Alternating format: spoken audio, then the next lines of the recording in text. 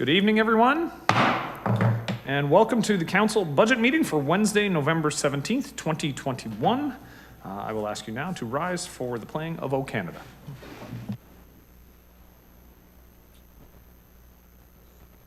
O Canada, our home and native land, true patriot love in all of us command, car ton bras s'est porté le pays, il s'est porté la croix. Ton histoire est une épopée des plus brillants exploits. God keep our land glorious and free. Oh, Canada, we stand on guard for thee. Oh, Canada, we stand on guard for thee.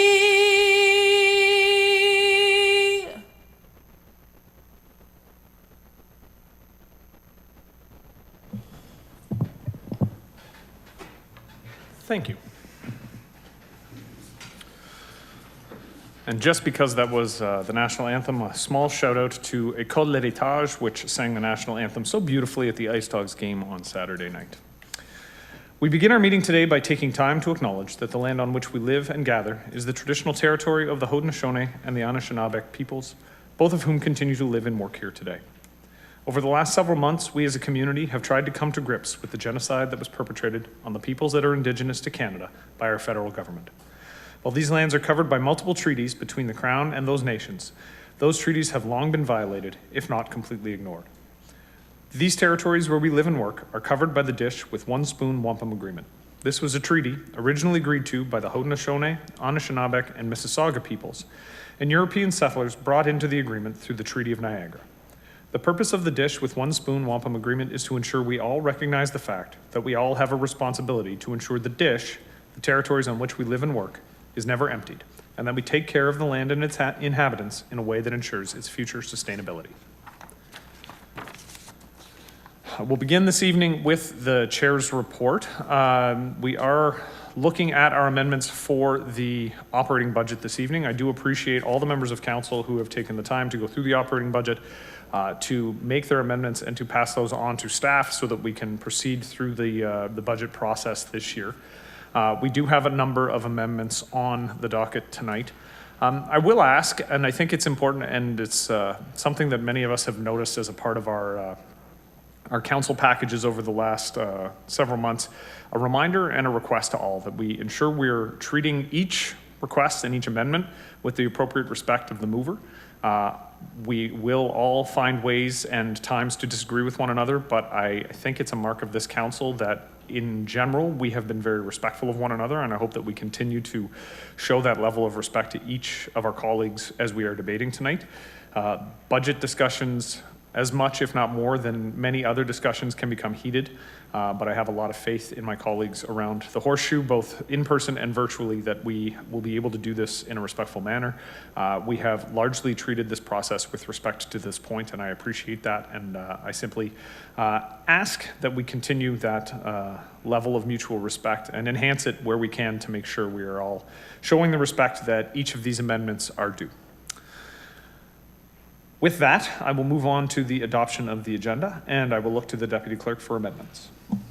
We have two amendments to your agenda tonight. The first is for item 6.3, 2022 downtown road closures. We have Rachel Braithwaite, who Executive Director of the Downtown Association, has registered as a delegate. This will move the associated report from consent to discussion, and as there is a delegation, we are going to request that the item be discussed prior to the other discussion reports. We also have a motion to suspend the rules to consider a motion to change the start time of the November 29th council meeting to 5:30 p.m. due to agenda volume. So we'll consider that under the motions section. All right, are there any other amendments requested for the agenda? Seeing none, moving the motion to adopt the agenda, can I have a mover and a seconder? Mayor Senzik and Councillor Littleton. All in favor? Any opposed? Seeing none, that is carried unanimously.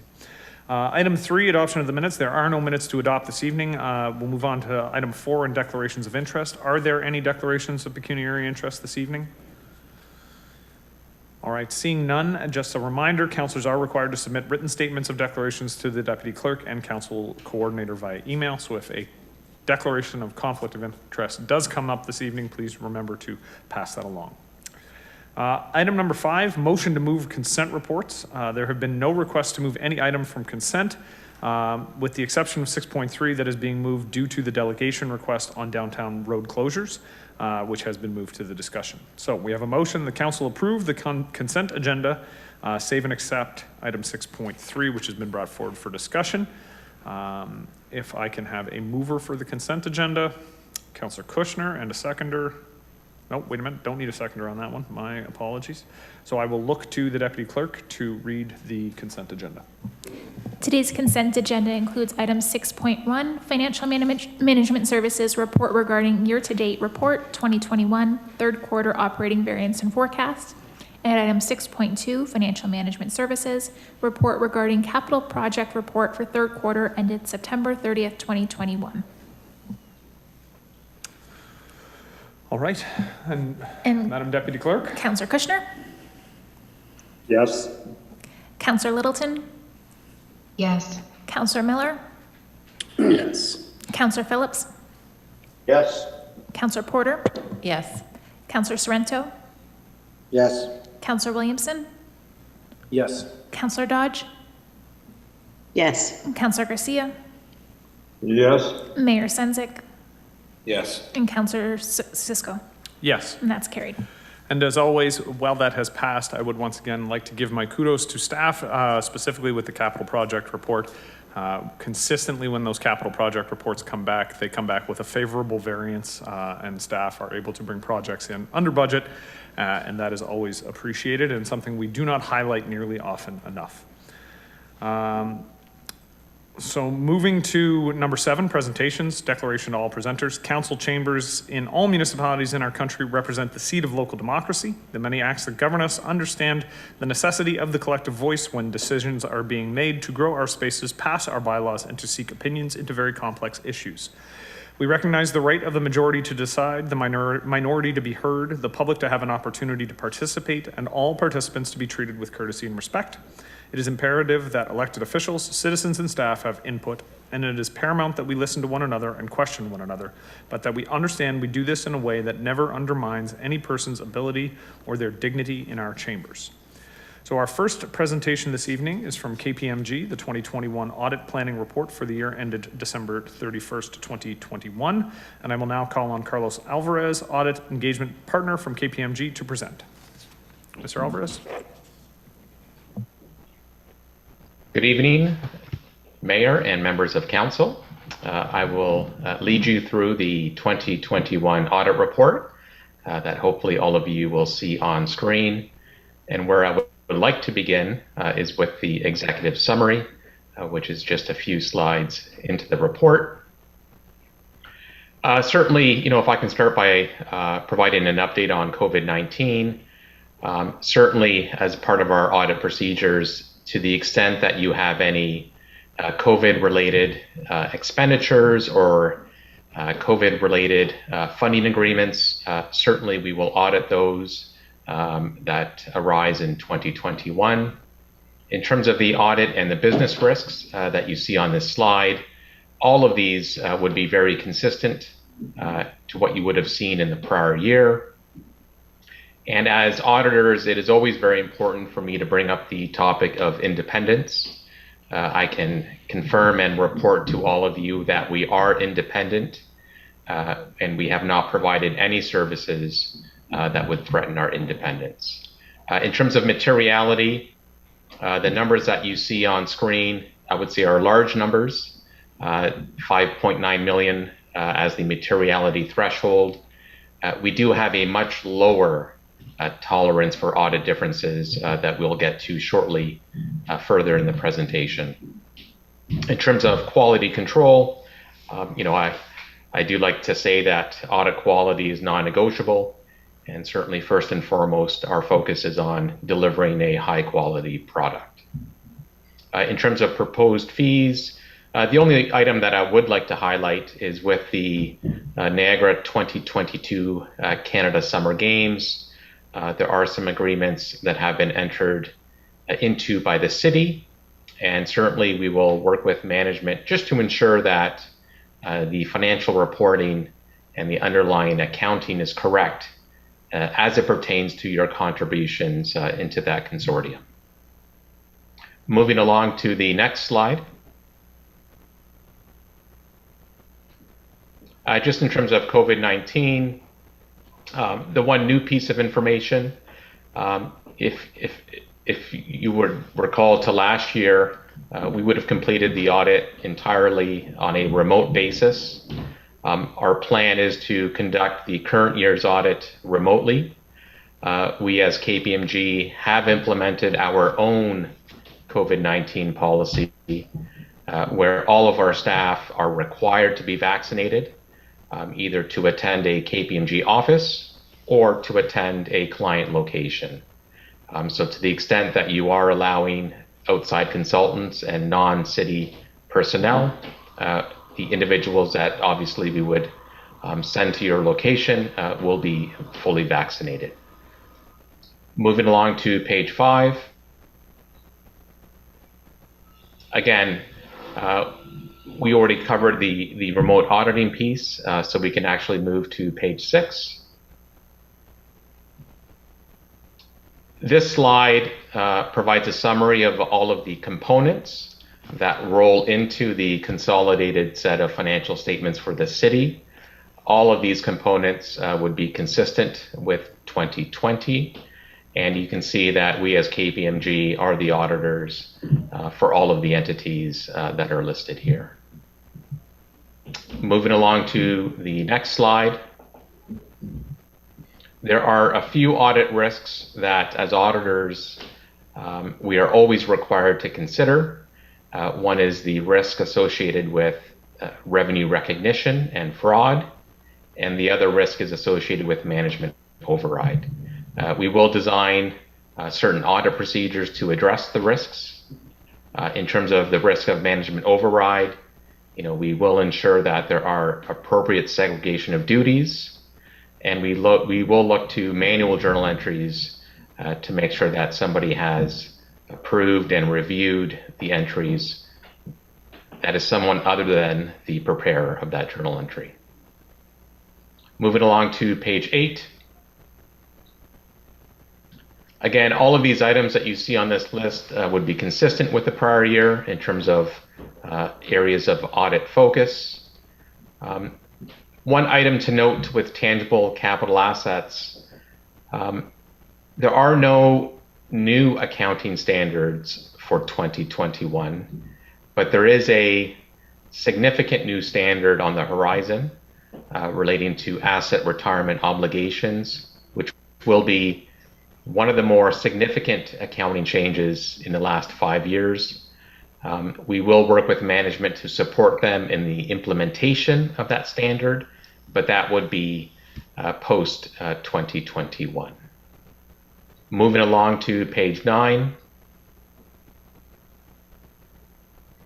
One of the more significant liabilities within your financial statements is with respect to the post-employment benefit liabilities.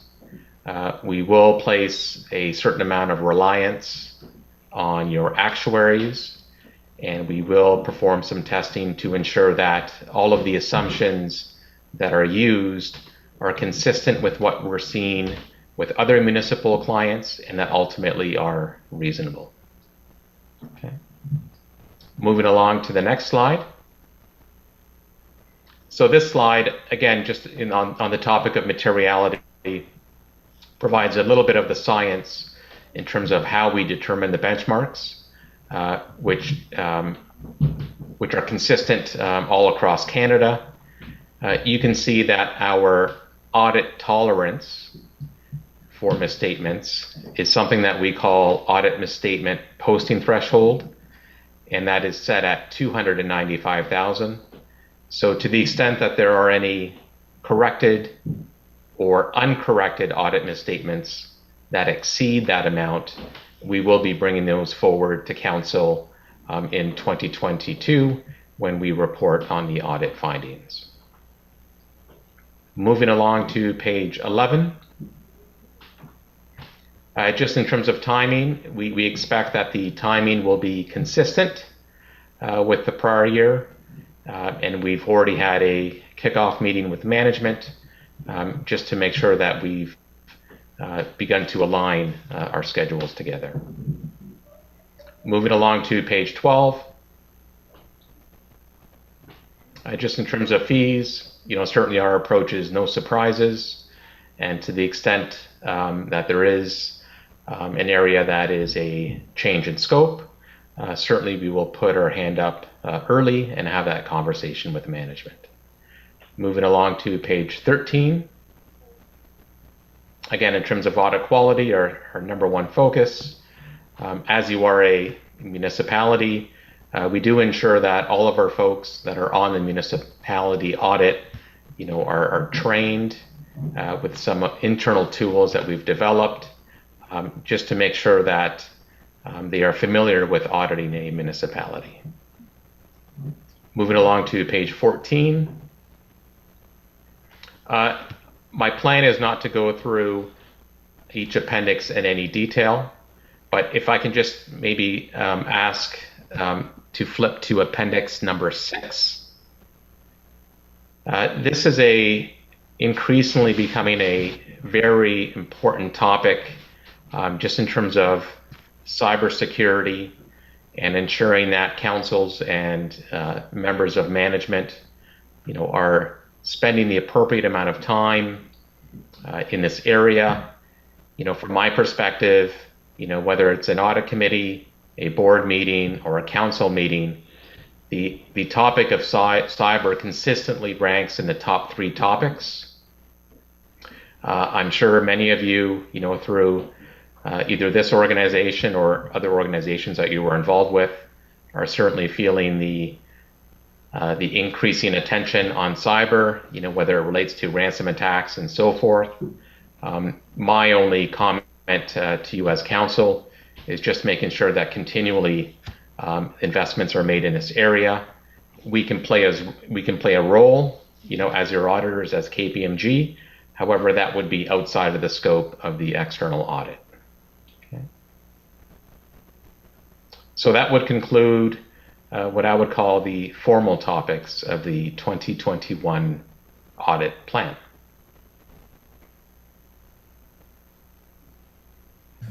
All right, thank you, Mr. Alvarez.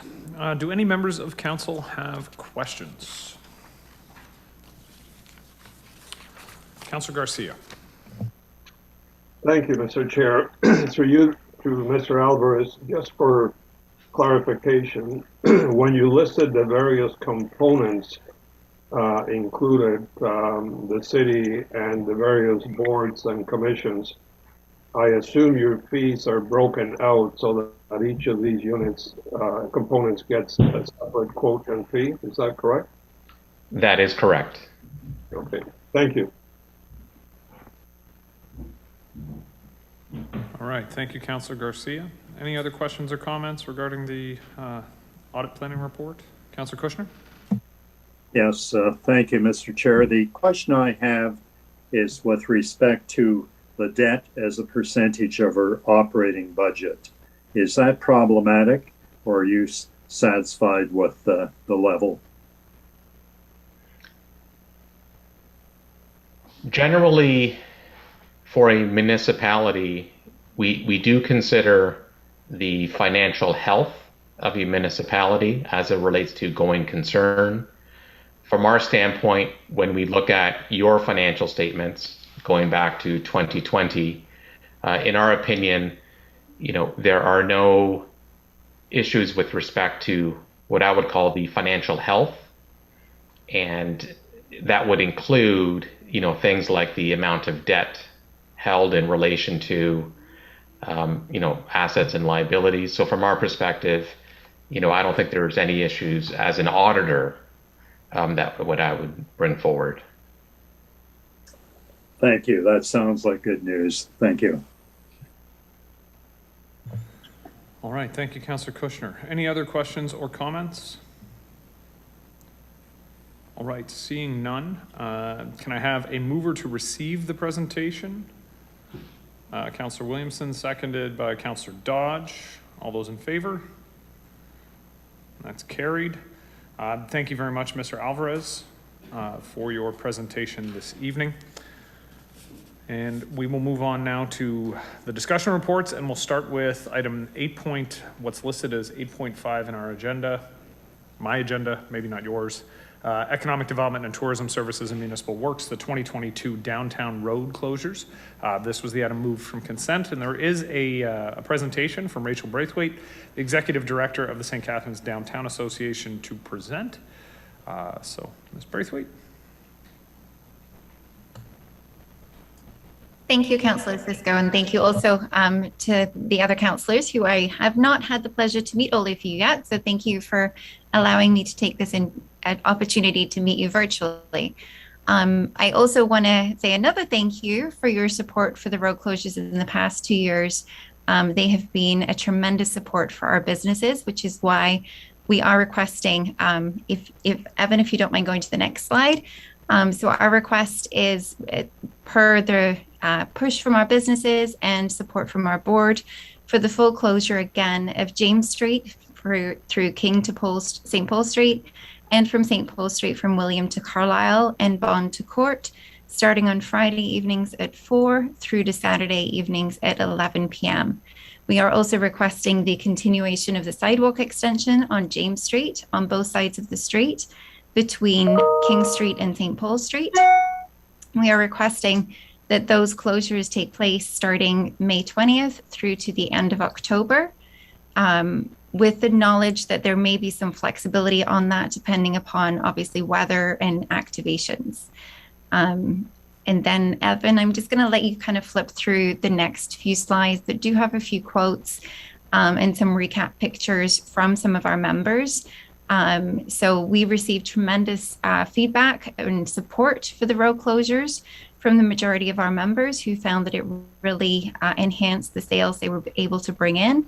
Also from community members. We did a survey with community members, had over 300 people from the local area provide the feedback that they were in full support of the road closures. So it was lovely to see so many of our community out on our road closures too throughout the summer.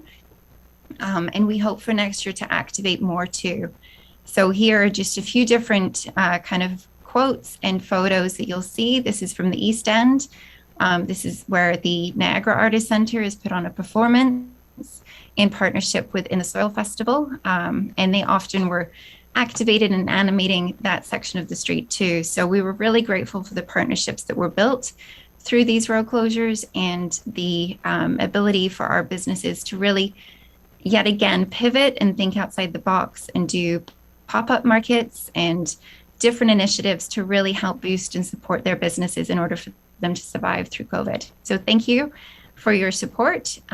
We are hopeful that you will support it for next year. And as mentioned, we are planning to have more activations on our street.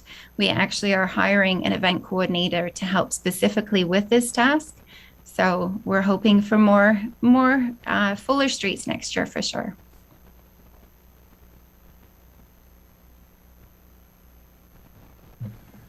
Excellent. Thank you, Rachel. And I'm glad that council is having an opportunity. Those members of council who have not had a chance to meet Rachel, she has been a phenomenal and fantastic addition to the Downtown Association this year and has really led the charge in making these things work. I will say the mayor and Councillor Sorrento and I all had the opportunity to see Walter Ostanek on the street a couple weeks ago. And it was a great example of small medium and large activations that have been taking place on St. Paul and on James throughout the last several months.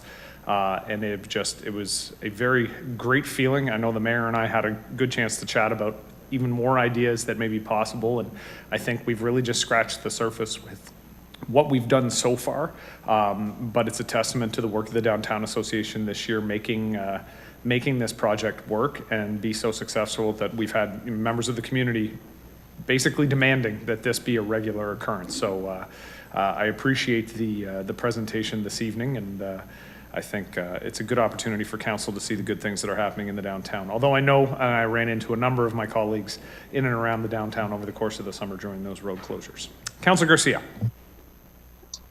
Thank you. Thank you, Mr. Chair. And hello, Rachel. I haven't had an opportunity to meet you, but I'm a strong supporter of our businesses throughout the city and particularly downtown. But I think it's a great idea. I think I attended many times, and there was a very good vibe there. And my question is, clearly this really helps particularly restaurants and bars and food establishments. But what kind of feedback did you get from businesses that are not hospitality related, like, for example, furniture or jewelry or so on? Are they more dependent on people parking at the front door and entering, and are they affected negatively in any way when we close the street? Through you, Mr. Chair. Thank you. Great question.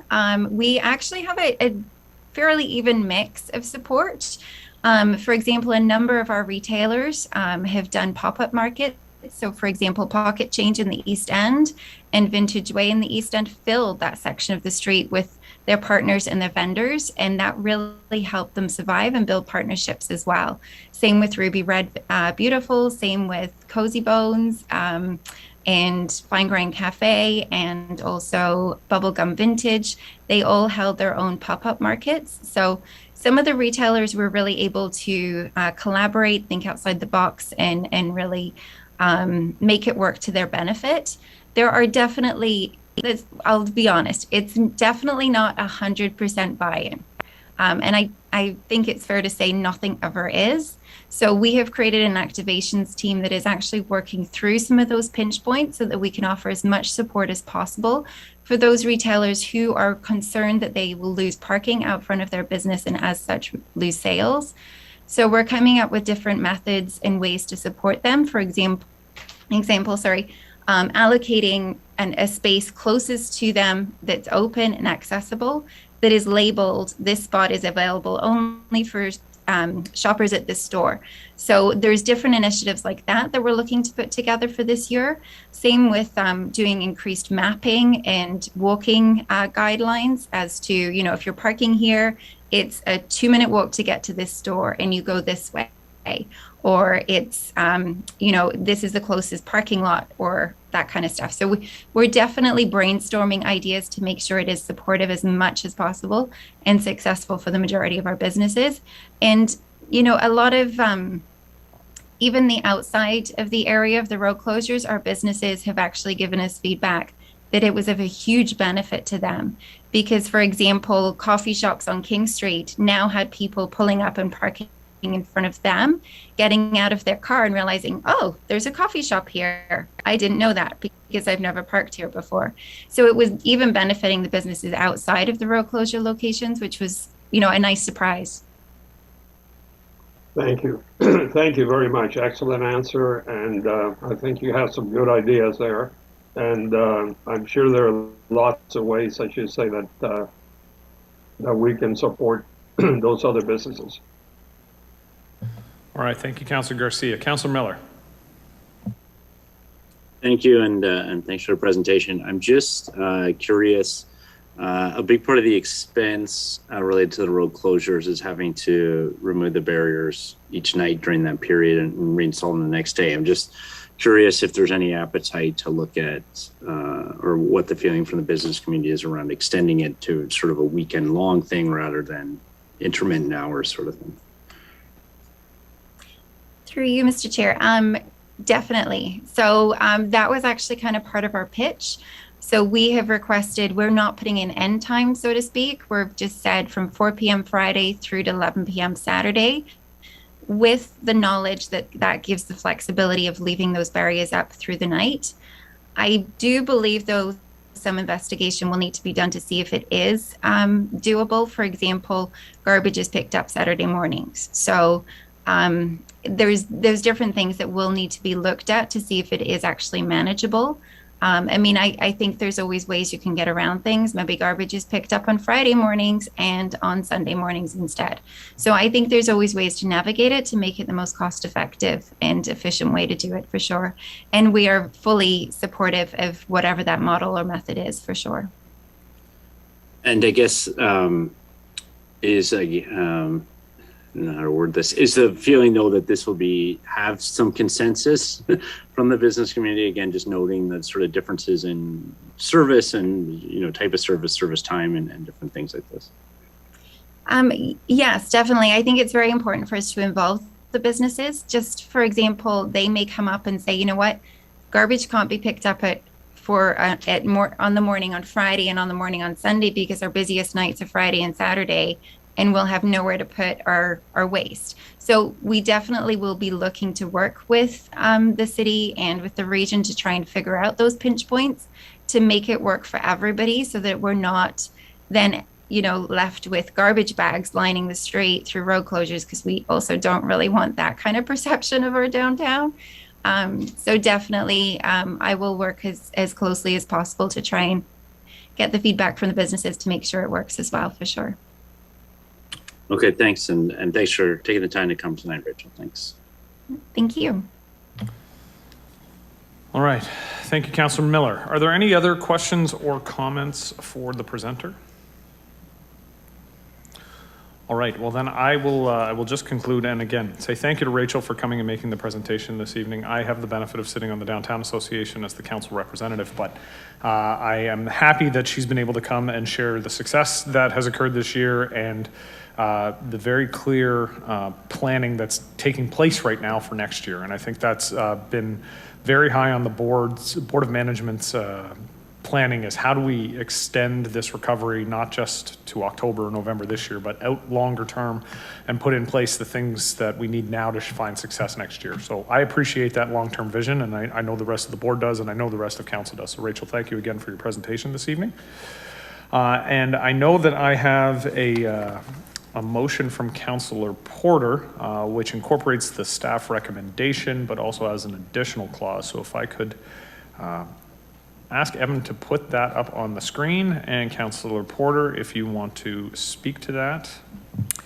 Thank you very much, Mr. Chair. I want to thank Rachel and the board and leadership of the Downtown Association for all of the work that they put in to making the open streets a success. This is a trend happening around the world, and it's not going away. More and more cities are opening their streets to create better public space and improved public realm, and the benefits are numerous. There are health benefits, economic benefits to businesses, and I spent a lot of time in the last couple of summers downtown with my family, and there were so many activities and street activations this year, and I have to give a shout out to all of the business owners who participated and put their time into the pop-up markets. You could see the business owners really working together to support each other. Also the arts organizations such as the Niagara Artists Centre, who they had dozens of activities in the month of August and had their shows and Suitcase and Point, and I'm sure I'm forgetting lots of others. I also want to thank city staff for working together. Brian York and his team, and Daryl Smith and his team, and Anthony Martuccio and his team. It was a big effort. It's in my view and my opinion that this just needs to carry on going forward. And this is what every other city is doing. It's good for the environment, it's good for business, and it's really good to bring people out and together and to change our relationship to the downtown.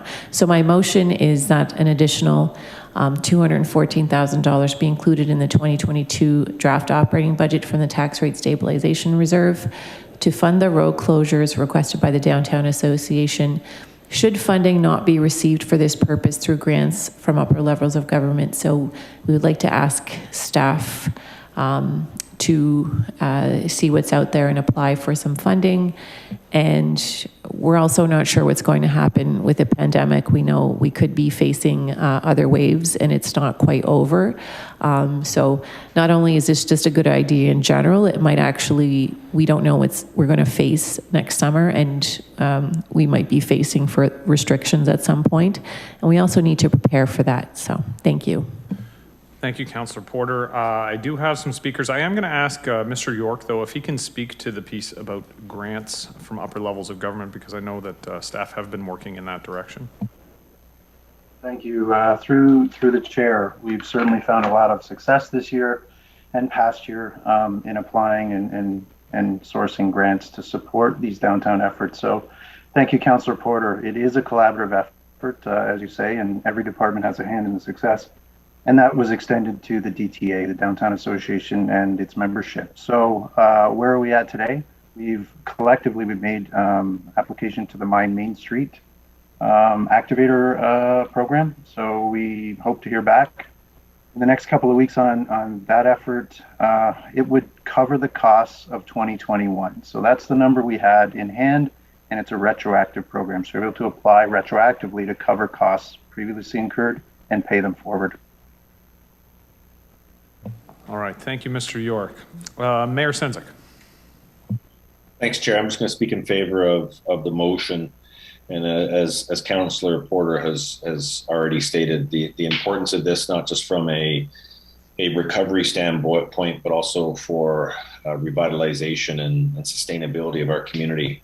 And we want more people to see downtown St. Catharines as a pedestrian space, especially in the summertime, where they can go and support, but also take advantage of the unique architecture and infrastructure that we're building in the downtown space. So, some people may look at this as a cost. I see it as an investment, and I think Director York and his team have leveraged from the provincial government and working with the BIA how we can take advantage of the opportunities, and at the same time, I think long-term re-image and reimagine, if you will, what our downtown is going to look like in the next 10 to 15 years. And I've always said this, that the road closures that we've done due to COVID have created an opportunity that if we continue to do it in a way that brings more people downtown, it becomes a habit for people to see downtown St. Catharines, especially in the summer, spring, and fall,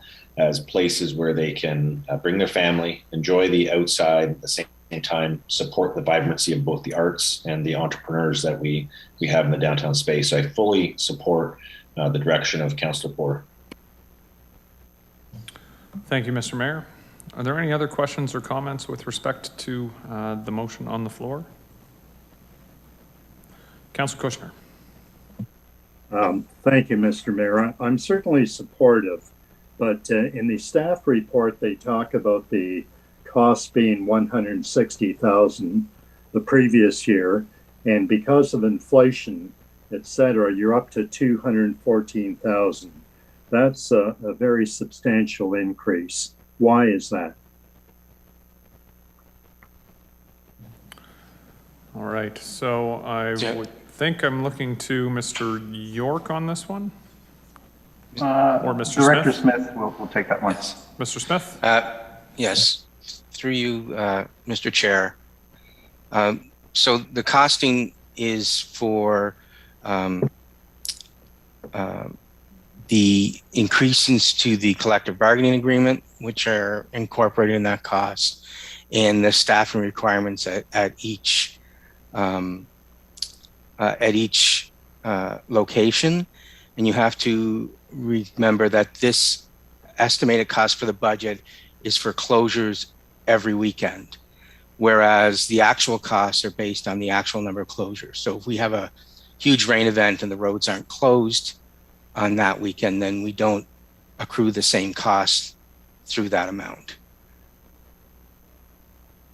Okay. I'm not sure I fully understand, because we're talking about an increase of 33%.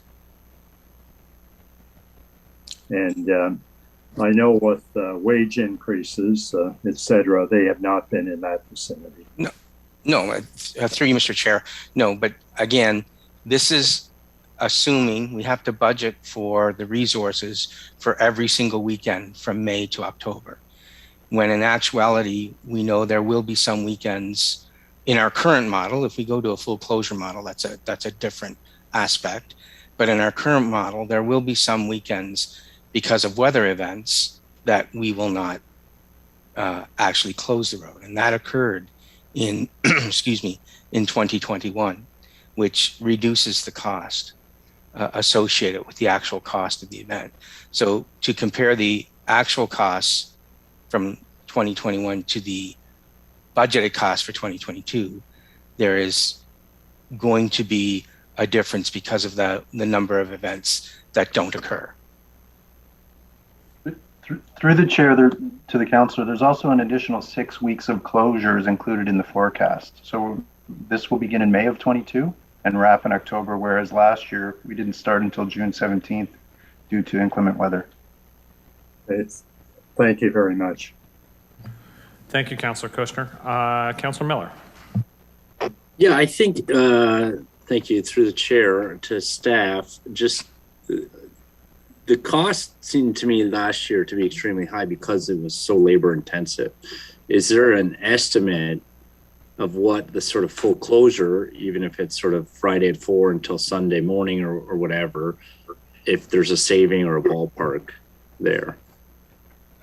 Through you, Mr. Chair, there would be a saving. I don't have that number with me right now.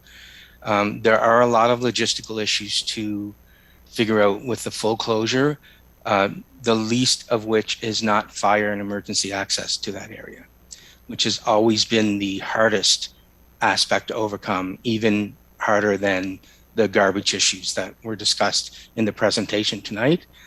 And so it's not that staff would not work towards the full closure model, but there has to be some logistical thought and planning put into emergency access before we go out there.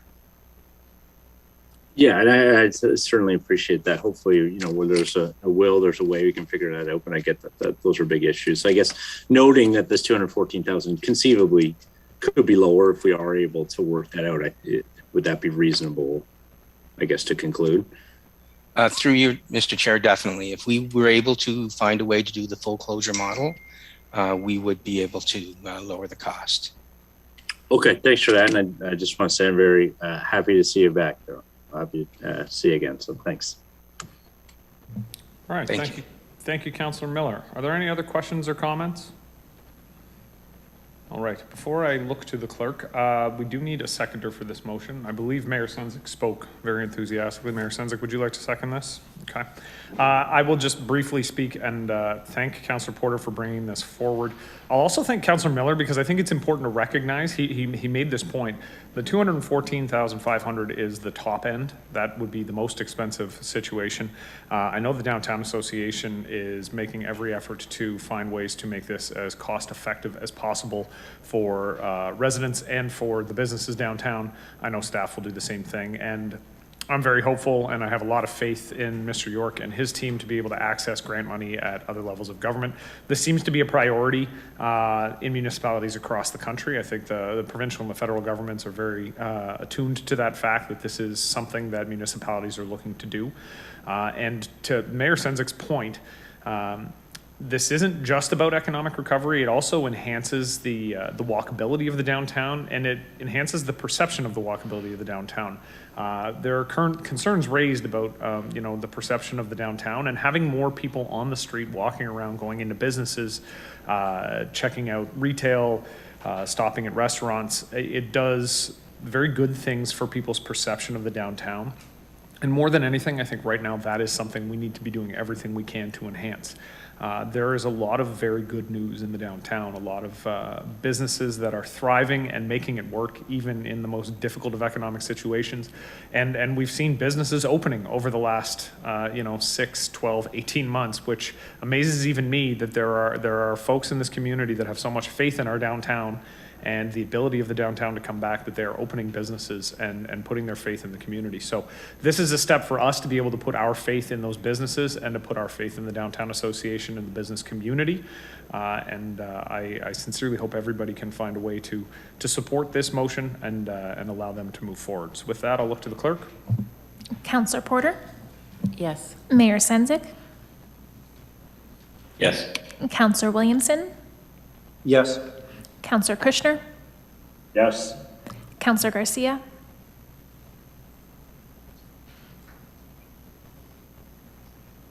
Councillor Garcia, you're muted. Yes, no, I knew, I lost there. Thank you. Yes, Thank you. Councillor Miller, Yes. Councillor Littleton, Yes. Councillor Dodge, Yes. Councillor Phillips, Yes. Councillor Sorrento, Yes. and Councillor Cisco. Yes. And that's carried. All right, we're moving on to item 8.1, Community Recreation and Culture Services, Programs and Cultural Services, Garden City Arena Complex 2022 operating season. And I will look to Mr. Christie, the Director of CRCS, to provide an overview of the report. Mr. Christie? Thank you, Mr. Chair, and good evening. This report is before you this evening to inform Council of the current situation surrounding the Garden City complex. As I'm sure Council can appreciate, the development of the Canada Games Park, now known as the Walker Sports and Ability Center, is quite a major undertaking. It involves a number of partners at the table, including user groups, and it's important that we take the appropriate steps to ensure a smooth transition into the new facility. As well, we want to ensure that the good work that we've done over the years, and especially through COVID, with our user groups, that we're able to continue and foster those positive relationships with those user groups as we head into a transition into the new facility and into the new year. Recognizing a transition period will be required, we're recommending that Garden City Arena open until the end of May. We are recommending that we continue operating the Garden City Arena until the end of May 2022 to provide all of our user groups with some stability and ensure an uninterrupted season, and that we're able to maintain those positive relationships, and that those much needed and sought after programs can continue. It'll also help to alleviate some of the concerns with the transition into Canada Games Park, and allow the partners the time to get the facility fully operational with the necessary staffing, as well as the required processes and procedures in place. And I'm happy to answer any questions. All right, thank you, Mr. Christie. I have a number of questions. Before that, can I ask, is there anybody willing to move the staff recommendation that is on the screen? Councillor Williamson, Councillor Phillips, thank you. And I will now look to Councillor Phillips, followed by Williamson and Garcia for questions. Thank you, Chair. Having been on the construction committee for Canada Summer Games, they are behind a bit as far as construction is concerned. It definitely is not going to be ready for the new year, and this is why we're here discussing this tonight. As far as the additional money that's required to run the arena, to Mr. Christie or Mr. Oakes, we have people who are obviously renting the arena and Rex Timers. Will there be additional funds garnered from them to offset that $65,558, or is that their rental already included that? This is what's left over. Thank you for the question, Councillor, and through you, Mr. Chair. The calculations that we have before you include the continuation of any revenues that we're already collecting from the current user groups. As you mentioned, the Rex Steimers Arena is being used for dry floor use, and we have 60 hours of primetime use at Jack Cliff Arena by various groups.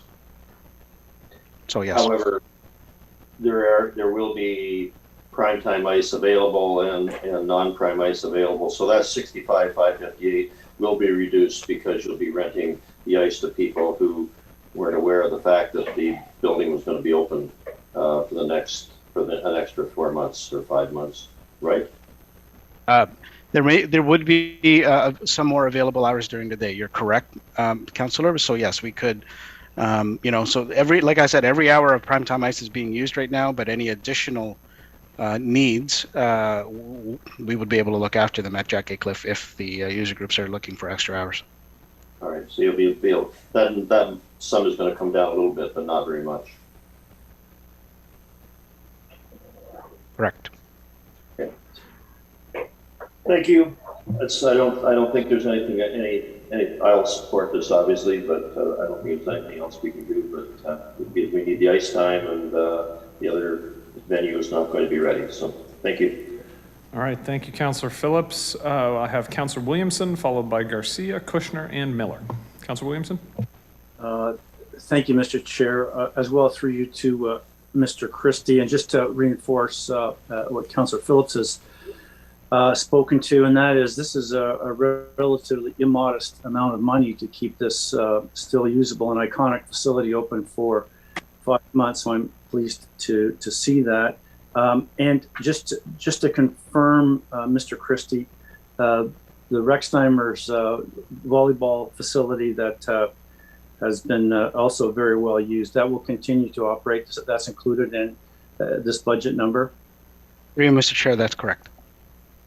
Okay, and the chair could rule me out of order on this if you'd like to or not, but do we, in terms of, because we're a three-way partnership with the Canada Games facility up at Brock, between Brock, us, and Thorold, do we have any idea if Thorold has made a decision on whether they're going to keep their older arena open or not?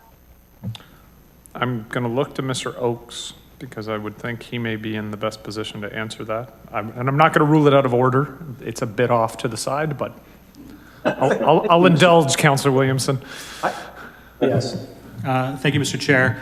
I don't have the specific answer, but it's my understanding that the plan for Thorold was to decommission one of the ice plants once operational, but they're, and again, I don't want to speculate in terms of the early part of 2022, but I do believe that they are following a similar path as we are. Thank you. I've heard as much as that, but I'm kind of looking for some official. So that, I mean, a lot of people in St. Catharines have used the ice up there. So anyway, I'm very supportive that this is happening, and thank this. All right, thank you, Councillor Williamson. Councillor Garcia. Thank you, Mr. Chair. Through you to Director Christie, I guess. As Councillor Williamson pointed out, that it's a relatively small amount. And in my experience in business, transitions are never smooth. So if the new facility is not going to be ready for this year, should we not be considering extending keeping this facility open for the next year as well, so that we can go through a full winter season with the new ice allocation at the new facility and see how things work out? And I must emphasize that we get many emails about ice allocation, so it doesn't seem like if we ever have enough ice. Through you, Mr. Chair, certainly, Councillor, the intent is to put in as much buffer in terms of time, within our calculations. We are projecting, or we are proposing, that the complex run or operate until the end of May 2022, because that is in effect the end of the winter use. So we would typically remove ice at the end of the hockey season anyway.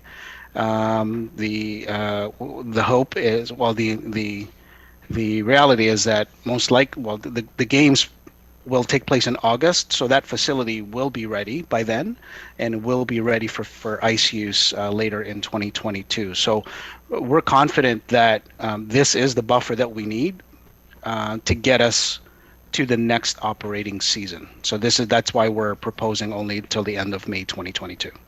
Mr. Oakes? Thank you, Mr. Chair. Yeah, just to clarify, the construction is not delayed by a significant amount. It's actually the real reason we're looking at this is to have consistency for the user groups in the facilities who are booking time into April and May. The plan with Canada Games moving into the facility essentially April, May, we knew that would cause some disruptions as well. So we wanted to ensure that our users are being their needs are being met from the ice perspective, but there's absolutely no concern for a August, September start. Thank you. Thank you both for that. I would emphasize, I think it's a relatively inexpensive contingency to keep in our back pocket should we have any problems or need actually more ice allocation, more ice time than what we expect with the new facility. Thank you. Sorry. Thank you, Councillor Garcia. And I will say you made a statement there, Councillor, that I don't think has ever truer words been spoken. There is never enough ice. Councillor Miller.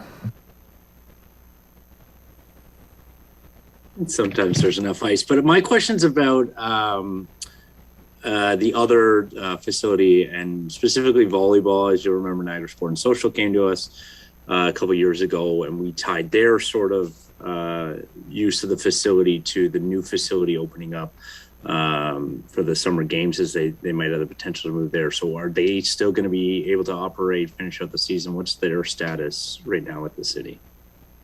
Mr. Chair. So if council approves this recommendation, they will be able to finish their season at Rex Steimers for this season, yes. And then they would be able to apply for time at the new facility at Canada Games Park, if they so chose. And I guess maybe this isn't possible to answer, but it might be too much speculation. But given that we're a partner in that facility, does that seem likely that they'll be able to replicate a similar amount of service there? Through you, Mr. Chair, I think it might be too early to speculate. So, I'd prefer not to answer that at this point because I'm not really sure. Okay, fair enough. All right, thanks for that. Thank you, Councillor Miller. Mayor Sendzik. Thanks, Chair. And most of the clarification provided by staff has answered the questions. In terms of ice allocation, I can just say that just a reminder to some of the councillors that Burgoyne Arena was down for a bit because of investment. Meriton Arena was down for a bit because of new boards and amenities put in. The 4-pad was down for an extensive period of time because of the new piping that had to be put in. We do have enough ice with the ice coming on at the Canada Games Park. So I just think reminding the public that we've been down ice pads probably consistently for the past number of years. And come this September, we'll finally have a full complement of usable ice at all of our arenas, including a brand new one. And then speaking to the gym opportunity, I do really hope that the volleyball program, and while Director Christie is taking more of a cautious approach, I could say, with 4 gymnasiums at the Canada Games Park, and when people see how big it is, I'm hoping that we'll be able to activate it with things like the volleyball program that has been so well received at Rex Timers. And there's really going to be some community partnerships that come out of the Canada Games Park. And I think our focus should be after May 2022. Our focus should turn to that facility and look at how we can make sure those partnerships are going to be long lasting. So this is a good interim step, and it gets us to something even better in the next couple of months after. Thank you, Chair. Thank you, Mr. Mayor. Councillor Littleton. Thank you, Mr. Chair. I just have a quick question, and I'm going to apologize. I'm not feeling the best right now, so you might have answered this and I might not have noticed it. But so is this going to solve then all of the questions that we're getting about what about my ice time after January for the other arenas as well? Because this is going to now solidify everything. Through you, Mr. Chair, and no, that question actually hasn't been asked yet, Councillor, so happy to answer. Yes. So, in a word, yes, because it will give us a full look at what ice we have until the end of May without having to worry about transitions from one arena to the next or multiple transitions. So this will definitely give us a much better solid footing, if you will, in terms of our allocation, and it will also alleviate a lot of the frustration that's coming from our user groups, and rightly so, right? They're running programs that are much sought after. They rely on volunteer groups to run their leagues. Some of them are running businesses, and then our staff as well are sometimes taking the brunt of those types of unfortunate interactions. So this hopefully will alleviate that. That's excellent. I just really think that this is, obviously nobody wants to spend, we don't want to spend any more money than we have to, but I really think the price tag here for $65,000 to put everybody at rest and understand that programs will continue in January. Now ice time can be allocated, and then all of the other user groups that are in, the dry land and everything like that this is going to put an end to it. I think it's the right thing to do. For us to throw tenants out halfway through a season is also not ideal. So I think this is a great move, and I appreciate staff putting the work to making this decision now so that all the user groups can move forward. Thank you. Thank you, Councillor Littleton. Councillor Porter. Thank you, Mr. Chair. This is a question for Director Christie.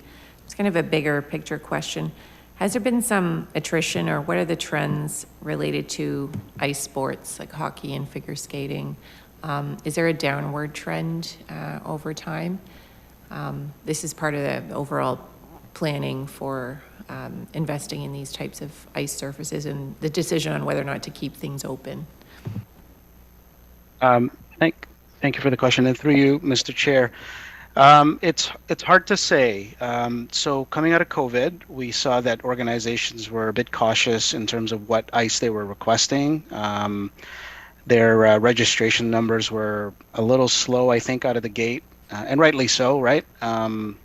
There were requirements for vaccinations and for coaches and for officials and other sort of factors that impacted the number of participants that they would typically have year over year. So I don't think that we would know the answer yet to that question. Second to that, the arena strategy that was presented to council, probably a couple of years ago now, did inform council that staff should look at exactly what you're looking for, the trends in terms of participation in ice sports leading up into the 2026 season, because the arena strategy felt that would be the sort of the turning point of whether or not the city of St. Catharines should invest in another ice pad somewhere within the city limits.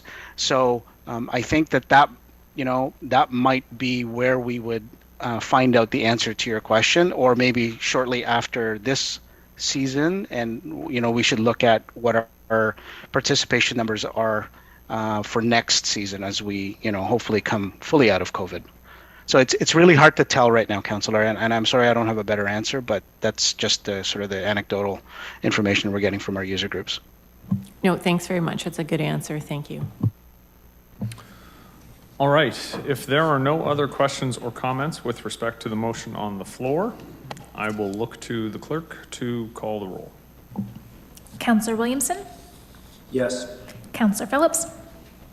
Yes. Councillor Kushner? Yes. Councillor Littleton? Yes. Councillor Miller? Yes. Councillor Garcia?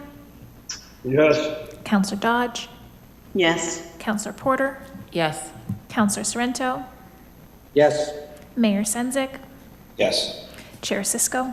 Yes. And that's carried. Excellent. And just to echo the comments, I know the mayor mentioned the renovations that were done at Meriton, and kudos to all those involved, as the parents and the kids who have been working and playing out of that facility over the last couple of weeks since it came back online have had wonderful things to say about all of the changes. Item 8.2, Financial Management Services, Rolling Stock Purchase and Funding Policy.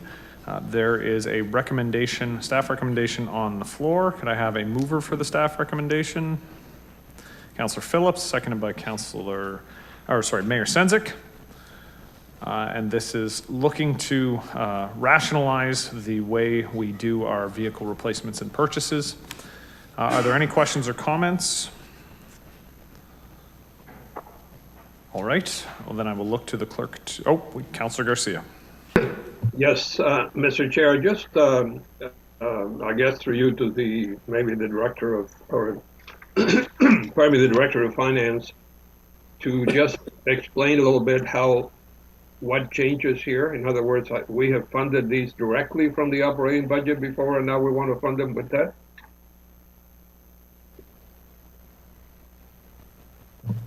Thank you. Through you, Mr. Chair, to the councillor. What is being recommended here in this report? There was a report that was in front of Council Budget Standing Committee earlier this budget season with regards to looking at the municipal works fleet replacement. And in that situation, staff had made the recommendation to fund larger vehicles using debt. They have a longer life term, and we were finding that the reserve wasn't adequate and that it does make sense to use debt.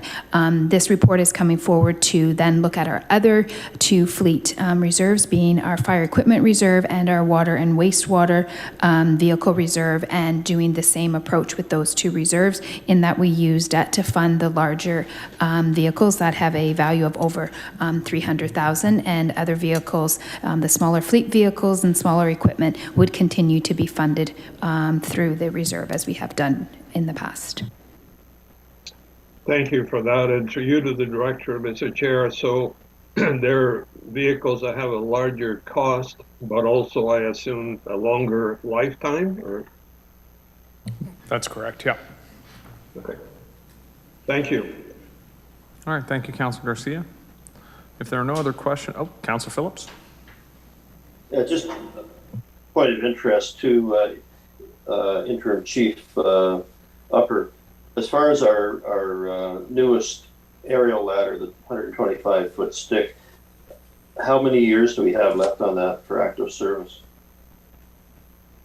So I think you're referring to the Quint that they referred to. It's just a stick without a platform. So we have another. No, not the Quint. The full size aerial. The Quint. Okay. You're talking the platforms. Our intent is to replace them in 27 and 28.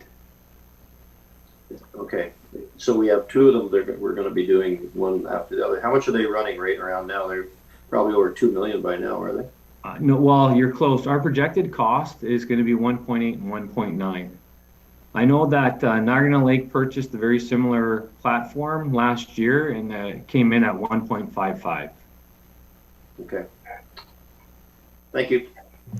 Thank you. All right, thank you, Councillor Phillips, and thank you, Mr. Upper. I will look to the clerk to call the roll. Councillor Phillips? Yes. Mayor Senzik? Yes. Councillor Sorrento? Yes. Councillor Kushner? Yes. Councillor Garcia? Yes. Councillor Dodge? Yes. Councillor Littleton? Yes. Councillor Porter? Yes. Councillor Miller? Yes. Councillor Williamson? Yes. And Chair Cisco. Yes. And that's carried. All right, so we move on to item 8.3, which is the proposed amendments. We're going to move through these in order. I believe the order that they were submitted to staff. We have 5 amendments this evening that we are looking to decide on whether to add them to the draft operating budget and include them for the public meeting on December the 13th. So we'll start with the RAT rebate program. This one is moved by Councillor Garcia. Do I have a seconder? Councillor Dodge.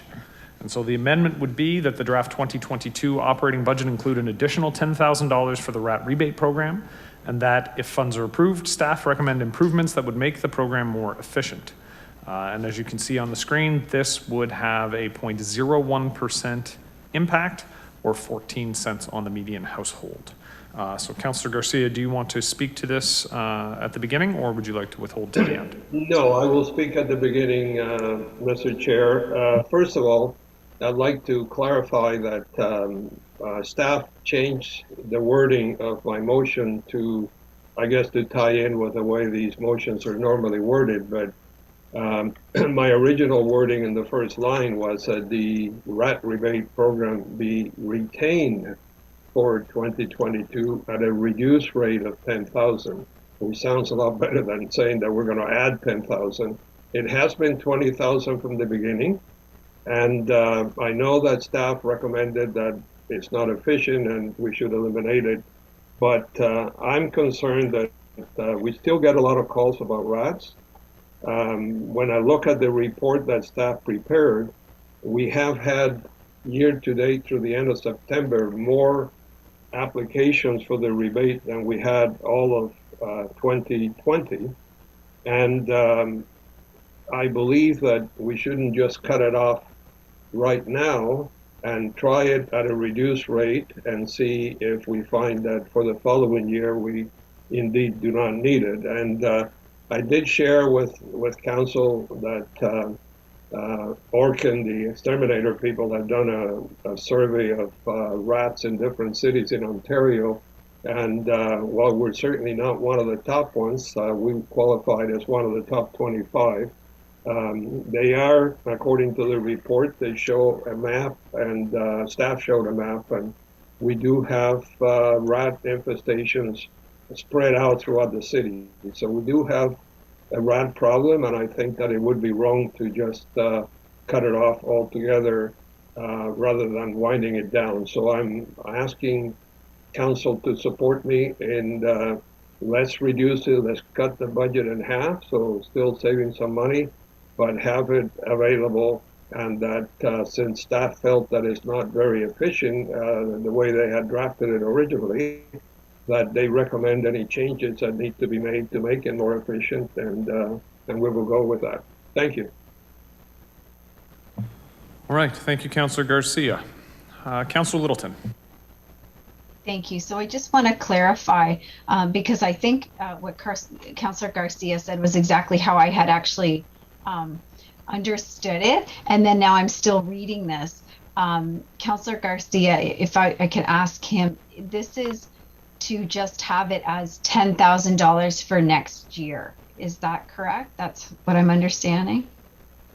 Yes, that is correct. I'm saying, as I said, my initial wording that I submitted was that the rebate program be retained rather than eliminated, but at a reduced budget of 10,000 rather than the 20,000 we have had. Okay, perfect. That's what I thought you had meant when it first came up a couple weeks ago and what you had just said. So I just wanted to have that clarification, and I support that. Thank you very much. All right, thank you, Councillor Littleton. Are there any other questions or comments with respect to this? Councillor Sorrento. Thank you, Chair Cisco. So through you, Chair, to one of our directors, then that would mean that we would reduce the budget from $20,000 to $10,000. Is that correct through you to either Director Douglas or Director Kate, whoever wants to answer? Ms. Douglas? Thank you, Mr. Chair. To the councillor, the rat rebate program, the $20,000 was removed from the draft budget when it was presented on October the 19th. Therefore, we need to add the $10,000 to the budget in order to continue with a portion of the rat rebate program in 2022.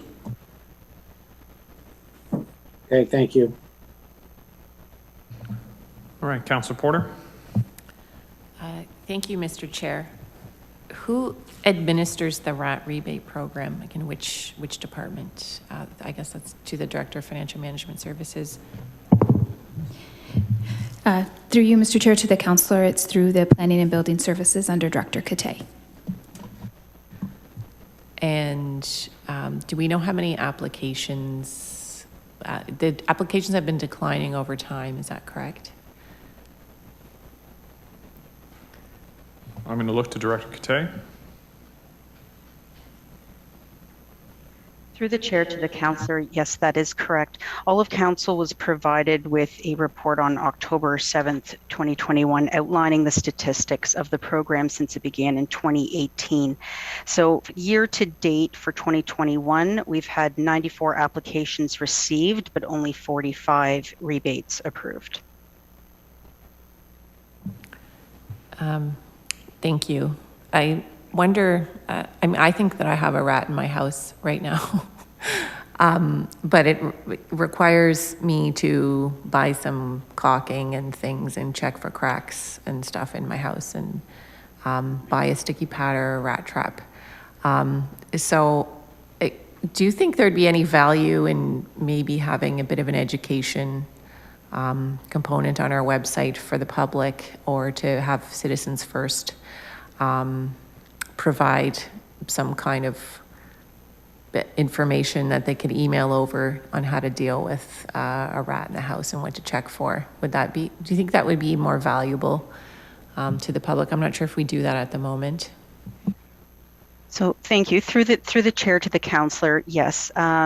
We have done in the past a public education program, and in the report, in the memo, I had recommended doing that again through our communications channels, which essentially lays out some free or low cost items that residents can undertake to ensure that their homes are not impacted by rodents. It's very specific. It's, like I said, low cost, low effort, things like keeping your garbage in sealed containers and keeping it, and don't bring it out until the morning before, trimming back the vegetation around your foundation, not storing stacks of compost, and as well as purchasing a tube of caulk, which runs about anywhere between $3 and $10, walking around your house and sealing anything that looks like it's the size of a dime or larger. Okay, thank you. I understand that people dislike rats, and I certainly thought I heard the sound of gnawing, and it's really terrible, but there are other kinds of pests in the world, and rats exist in every city, and mice. And people also have cockroaches and bed bugs, and there's all kinds of pests that can come into a house or an apartment building, and we don't have programs for those things. So I think we need to look at the city's priorities and the big picture. And I do think we do need to provide support for citizens who are facing these issues, whether it's mice or rats or raccoons or cockroaches or bed bugs. But I think this is something information that we could probably provide on our website or through Citizens First, and do more of an education component. So I'm not going to support this. All right, thank you, Councillor Porter. Are there any other comments or questions? All right, then I will look to the clerk to call the roll. Councillor Garcia? Yes. Councillor Dodge? Yes. Councillor Williamson? Yes. Councillor Porter? No. Councillor Littleton? Yes. Councillor Miller? Yes. Councillor Kushner? Yes. Councillor Phillips? Yes. Councillor Sorrento? Yes. Mayor Senzik? Yes. Chair Cisco? No. And that's carried. All right, moving on to item 2, tax rate stabilization reserve. Councillor Phillips is moving a proposed amendment regarding the tax rate stabilization reserve that, with reduced revenues received in the past year of close to $500,000, that an additional $500,000 from the tax rate stabilization reserve be included in the draft 2022 operating budget. This would have a decrease effect in the median household of 0.43% or $7.11. Do I have a seconder? Mayor Senzik. Wonderful. And Councillor Phillips, you have the floor. Thank you, Chair. Hopefully this is just going to be a one-time request, because hopefully our revenues are going to bounce back next year to what they had been pre-COVID. as I've said to other people before, people pay their taxes, and we have put this money into a tax rate stabilization reserve so that when there are years like we have right now, we can help out our residents by reducing the tax rate, which is what I'm suggesting. When we first met, we encouraged staff to look at having our budget rate at, I think there was a 1.3 request and a 2.3 request, but when staff came back, it was at a 4.03, and I'm not blaming staff at all because their discretionary increase was minimal, and there were other factors that made that 4.03 be what it was. So with this, I'm requesting that council support putting this money into the operating budget so that we can reduce the percentage and reduce the amount of taxes that people are going to have to pay for next year. Thank you. All right. Thank you, Councillor Phillips. Are there any questions or comments with respect to this? Councillor Miller and followed by Councillor Garcia. Yeah, I guess maybe to Ms. Douglas, just could you touch on why this wasn't originally suggested to use the tax stabilization reserve to this amount, or I guess maybe less specifically, what staff's input is on this suggestion?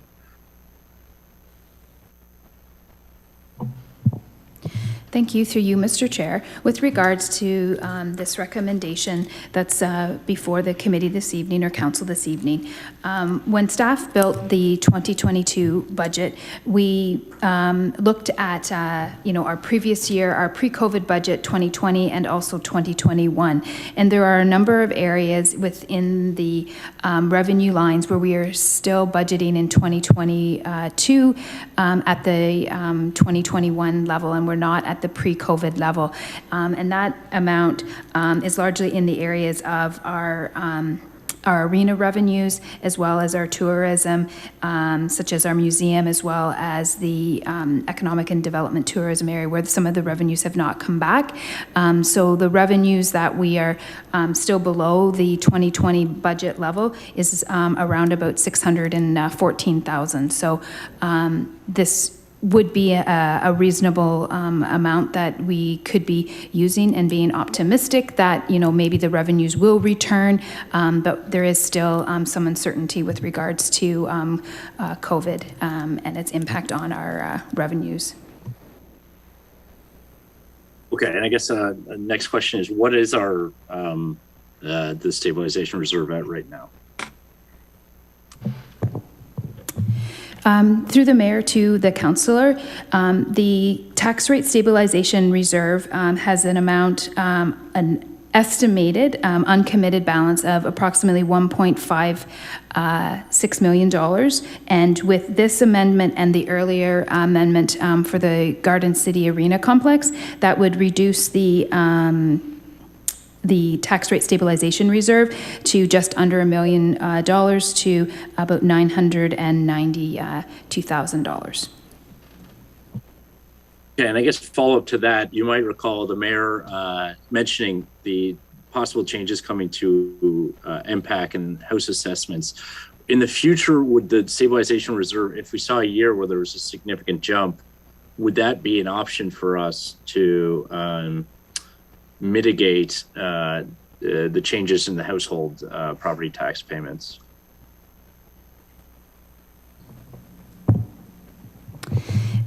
Through the chair to the councillor, when it comes to increase in property assessment values, there's a relativity component with regards to that. When assessment values increase, it's basically how your property increases relative to the whole. So property increase values on their own don't necessarily have a direct impact. With regards to usage of the tax rate stabilization reserve, I think this council has been done a very good job at making sure that they use the tax rate stabilization reserve to assist in one-time type of impacts on the operating budget or on our budgets.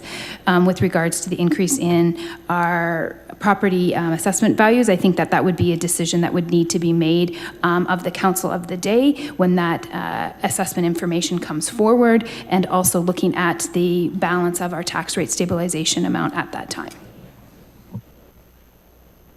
Okay, and I guess to clarify, I wasn't blaming the mayor there. It was right of him to point that out, and I think it is something to be concerned about. I guess I'm a little concerned we're reducing our ability to address what is going to be maybe some sticker shock potentially. But if you have said this is prudent, then certainly I believe you there, and hopefully we'll keep in mind all the tools we have to offset those reassessed property values in the future. So that's it for me. Happy to support this. Thank you, Councillor Miller. I have Councillor Garcia, who will be followed by Councillor Kushner, and then Councillor Littleton. Thank you, Mr. Chair. Councillor Miller has already asked the question that I had, but I would just state that I certainly support anything we can do to reduce the load that our taxpayers are going to be saddled with this year. And I know we've discussed before that obviously we have significantly reduced revenues and a lot of cost pressures because of the pandemic. But I always emphasize the flip side that so have our individual taxpayers. So we have to strike a balance here, and anything we do to reduce that load, I support strongly. Thank you. All right. Thank you, Councillor Garcia. Councillor Kushner. Thank you, Mr. Chair. The purpose of the tax stabilization fund is exactly as it reads, which is to add to it when economic times are good and to use it during unusual budget times. And I think there's nothing more unusual than what we've had in the last 2 years. And therefore, it makes good sense to withdraw from the fund now. And hopefully we will be able to add to it as their assessments increase. Thank you. Hear, hear, Councillor Kushner. Hear, hear. Councillor Littleton. Thank you, Mr. Chair. I just wanted to, through you to the Director of Finance, I think just building on what Councillor Miller had said and Councillor Kushner just alluded to it, when the MPAC assessments rise, okay, so as I understand it, the taxes are it's a pie, and everybody has to pay a pie based on, pay into that pie based on how much the city needs. So if someone's property, let's say the assessments jump high, because I think this is what everyone's thinking, if the assessments go up higher to where market value is right now, there is not a direct correlation in terms of how much their taxes would increase. Is that correct?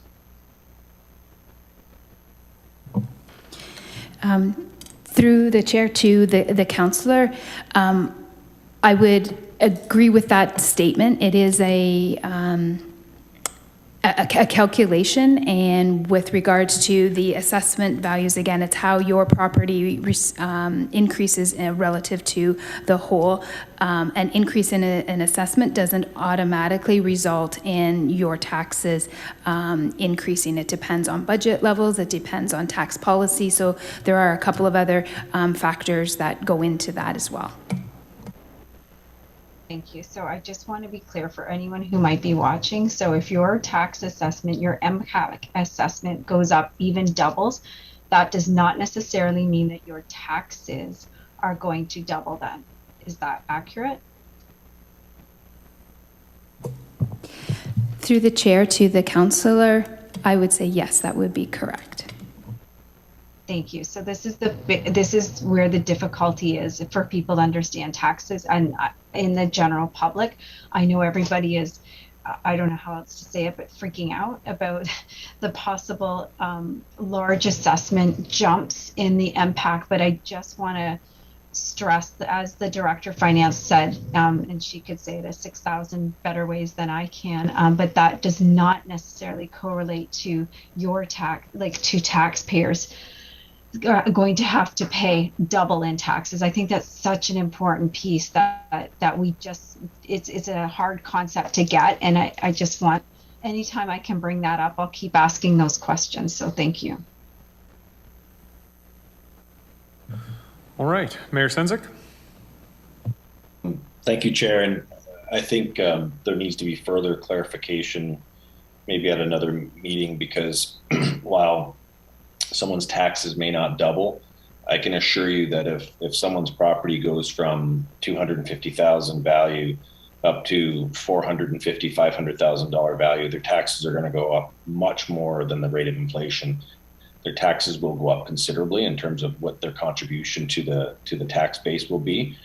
So as someone who sat on MPAC for 6 years, I'm well aware of the impact of assessed growth on a property, and the transitional impact on taxes is not a net zero. It's not even a net inflation. It will be significant. And so I don't think we should be undermining or underestimating the fact that what we've experienced here in St. Catharines, Niagara over the last 3 or 4 years without a updated assessment roll will result in sticker shock for a lot of people. So I'll leave that one out there. And if someone wants to correct me with data, I'll look at it. But I'm telling you right now, the accelerated growth of value in property in Niagara will result in increased burdens for people currently paying taxes. It's a reality that is going to happen. We have to figure out how to mitigate that. Thank you, Chair. Thank you, Mr. Mayor. All right, so we have a motion on the floor, an amendment for the $500,000 to come out of the tax rate stabilization reserve. I don't believe there's any other speakers to this. I will just very briefly say, my points have been touched on. This is the purpose of the tax rate stabilization reserve. I appreciate Councillor Phillips drilling down and finding the revenue, we'll call it a revenue hole. I do believe that revenues are going to recover this year to a more advantageous position, closer to pre-COVID, this upcoming year. But I think this is a very prudent use of the dollars, and look forward to not having to do this and getting back to good years where we can continue to fill the tax rate stabilization reserve. But this was, I should point out, this was a good decision of this council and to maintain the reserve, and a good decision of the previous term of council to establish the reserve. And we have avoided using it until COVID came, and that decision to not use the tax rate stabilization reserve until this came is paying dividends for taxpayers. So I would encourage everybody to vote in favor of this, and we can move on to the next amendment. I'll look to the clerk. Councillor Phillips? Yes. Mayor Senzik? Yes, yes. Councillor Sorrento? Yes. Councillor Kushner? Yes. Councillor Littleton?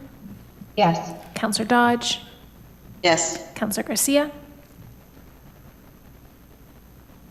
Yes. Councillor Porter? Yes. Councillor Miller? Yes. Councillor Williamson? Yes. And Chair Cisco. A hearty yes. And that's carried. I never get to say a hearty yes.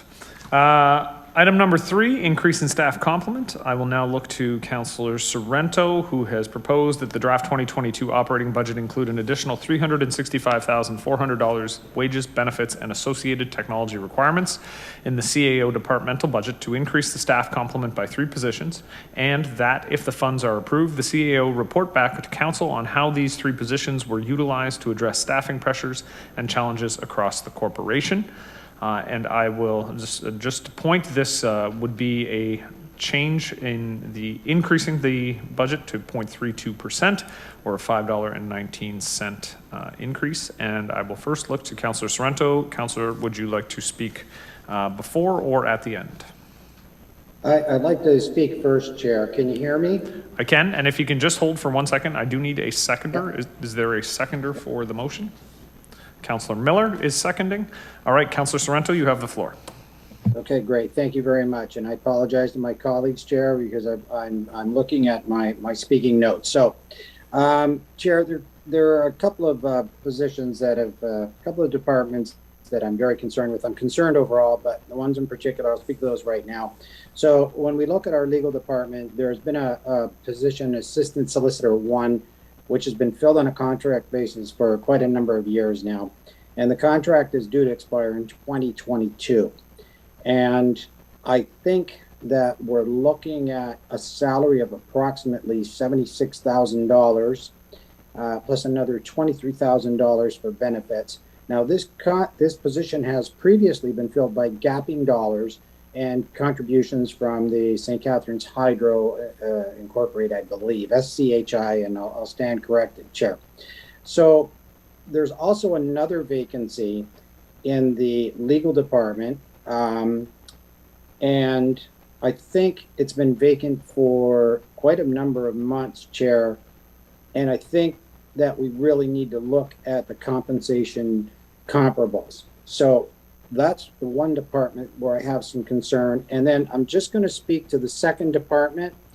And then what I'm going to do, Chair, is I'm going to ask the directors to comment. So the second department that I have a concern with regard to staffing is the planning department. So there's been a planner 1 contract position, again, talking about these contracts, established over 6 years, and there seems to be a very high turnover rate, Chair, year over year. And to make this a full-time position, it would just cost an additional $11,714, Chair. If you just look at what staff have to go through every time they have to go through a recruitment cycle, it probably ends up costing a heck of a lot more. So that's going to be part of my ask. And Chair, the city is growing exponentially. Well, not exponentially, but within the next 20 years, we're expected to have about 170,000 people. In 2020, we had 224 new development applications. And when we look at similar sized cities, Chair, with similar caseloads, our planning department is understaffed by at least 6 planners. So I'm going to move that we, in addition to what's been stated, that we look at 2 planners, two full-time planners, and the costs are incorporated. The total cost is already on the floor, Chair, and there's something there that's going to make reference to software to go along with some of these programs. So I think it's very, very important. I think that we're severely understaffed, and so through you to the Chair now, I'm going to ask Solicitor Salter, can you please speak to the position and how understaffed you are and what your need is there, how great of a need it is that you would have having a junior counselor to do additional work, or a junior lawyer. Can you speak to that, Solicitor Salter, please? For you, Mr. Chair, to the counselor. Certainly legal services is currently under-resourced. The complement of our department hasn't changed at least 15 years to my personal knowledge, and I expect it's a much longer period prior to that. But the corporation itself has changed significantly. We've certainly added new staff and roles and activities and programs across the organization, across the entire corporation, which legal services supports. What we're experiencing at the current time is an inability for my staff to adequately support the operational departments in their needs. It's a question of service level expectation, quite frankly. And I would say my perspective is that the organization has become a little bit funnel shaped. And it concerns me as the director because, you know, all of the operating departments have programs and needs that they require support from legal services. They're to meet council's strategic plans, council's objectives and programs, etc. And what is happening increasingly is that things get slowed down or stopped, frankly, in my department because we simply don't have the capacity to respond to those needs in a timely fashion. And this is a significant concern because we don't want to be sort of the bottleneck in the corporation to, meeting council's expectations, to meeting the operational department's expectations. But that is basically where we have ended up. We've had the opportunity over the last 2 years to have a junior lawyer in the department simply because we actually added originally a student to the department at the beginning of 2020. But we were able, through gapping dollars, to continue extending that contract, and it is currently extended up until February of 2022. And the individual actually has now qualified as a practicing lawyer during that period of time, is no longer a student and is a junior lawyer.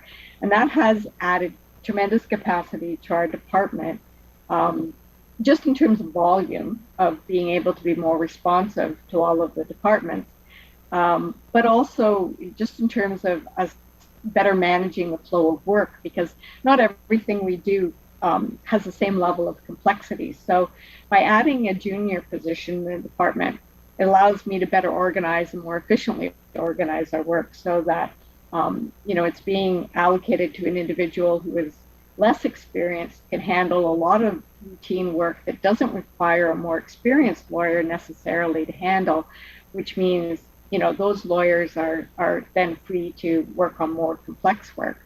So it offers a great deal of opportunity to the department. It's something that we've had just by circumstances effectively piloted for 2 years. And I do feel that taking the opportunity to convert that contract into a permanent position would have a significant benefit to the corporation and us better servicing all of the departments, and not, doing a better job of meeting service level expectations and not sort of being an obstacle for other departments to get their work completed. So, I think that for the cost of it, it really offers a great deal to the corporation and us being able to do that. It also assists us longer term with succession planning. With the size of the department, when people come and go, there's people who go on leaves, it becomes very difficult for us to manage the work because we just don't have the capacity to sort of move things around. So it's very, very helpful in that regard. As a junior position, the individual in that position would have an opportunity to grow in that position and would likely remain in the corporation for a longer period of time, because they would sort of grow through their skills and the work that's available in the department. I guess the other scenario that Councillor Sorrento mentioned is just briefly that we do have a vacancy in the department at the current time.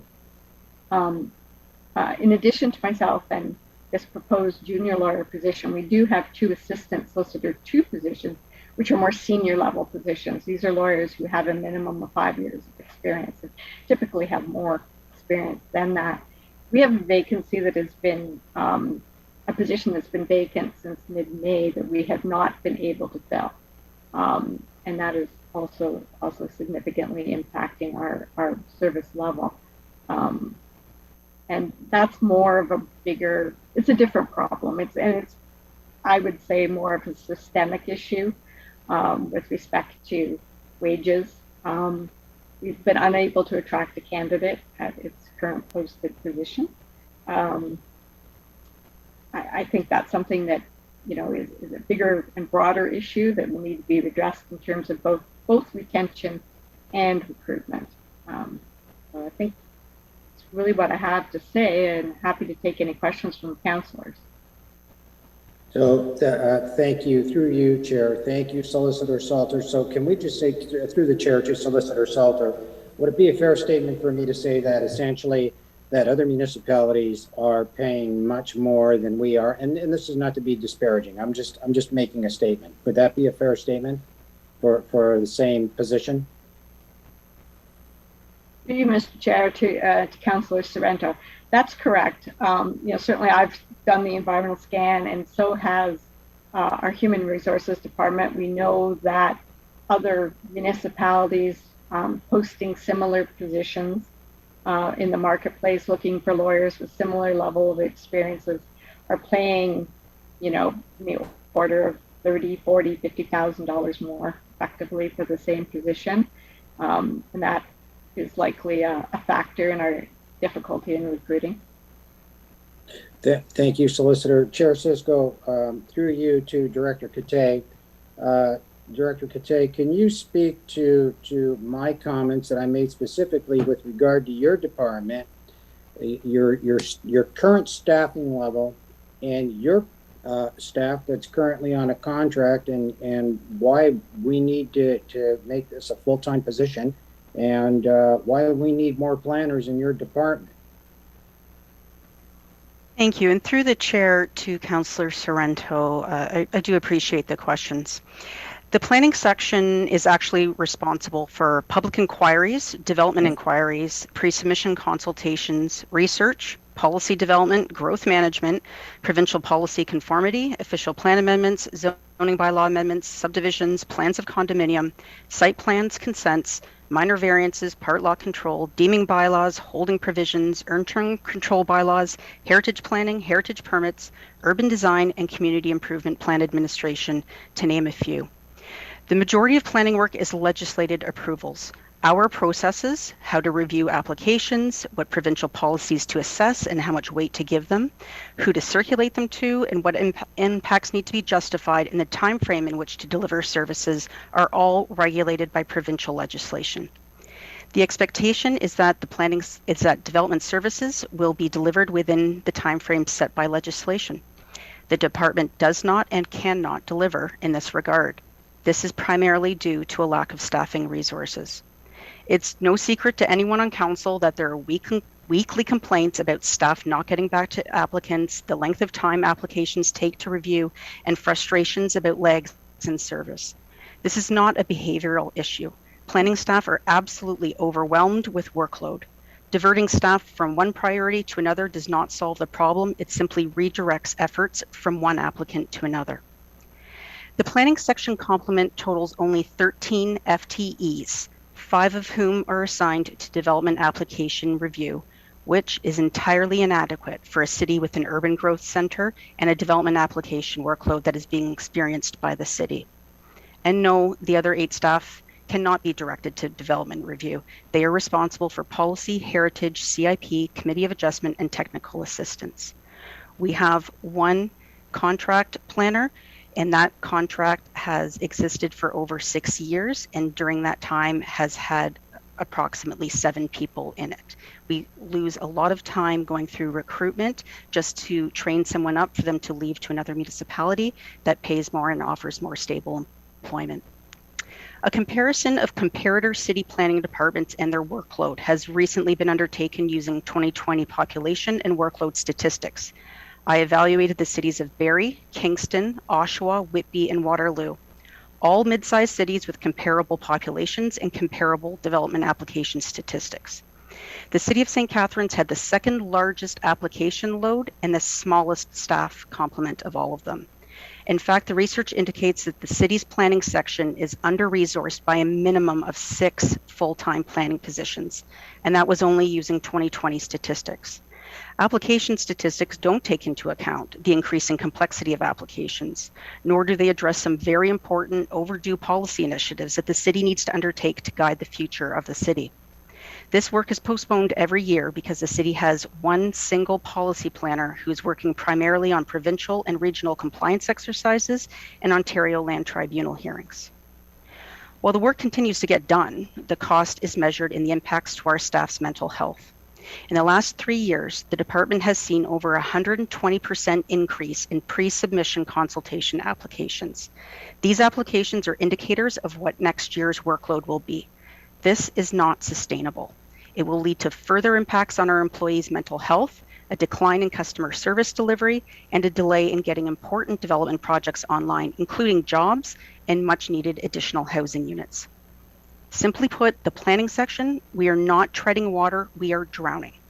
Any assistance council can offer in this regard is absolutely critical and appreciated, because the alternative is acknowledging that a decline in service delivery moving forward is certain and that the city as a whole will suffer for it. Thank you.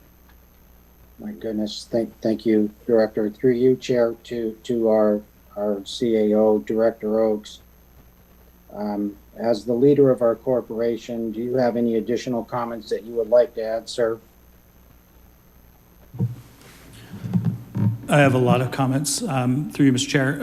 You know, the challenge that we've been facing, and I've mentioned it a few times in some previous discussions, are very complex, and there are a lot of issues that we're dealing with as an entire corporation. So appreciate the departmental discussion. There's also, you know, corporate needs that we have throughout the entire organization.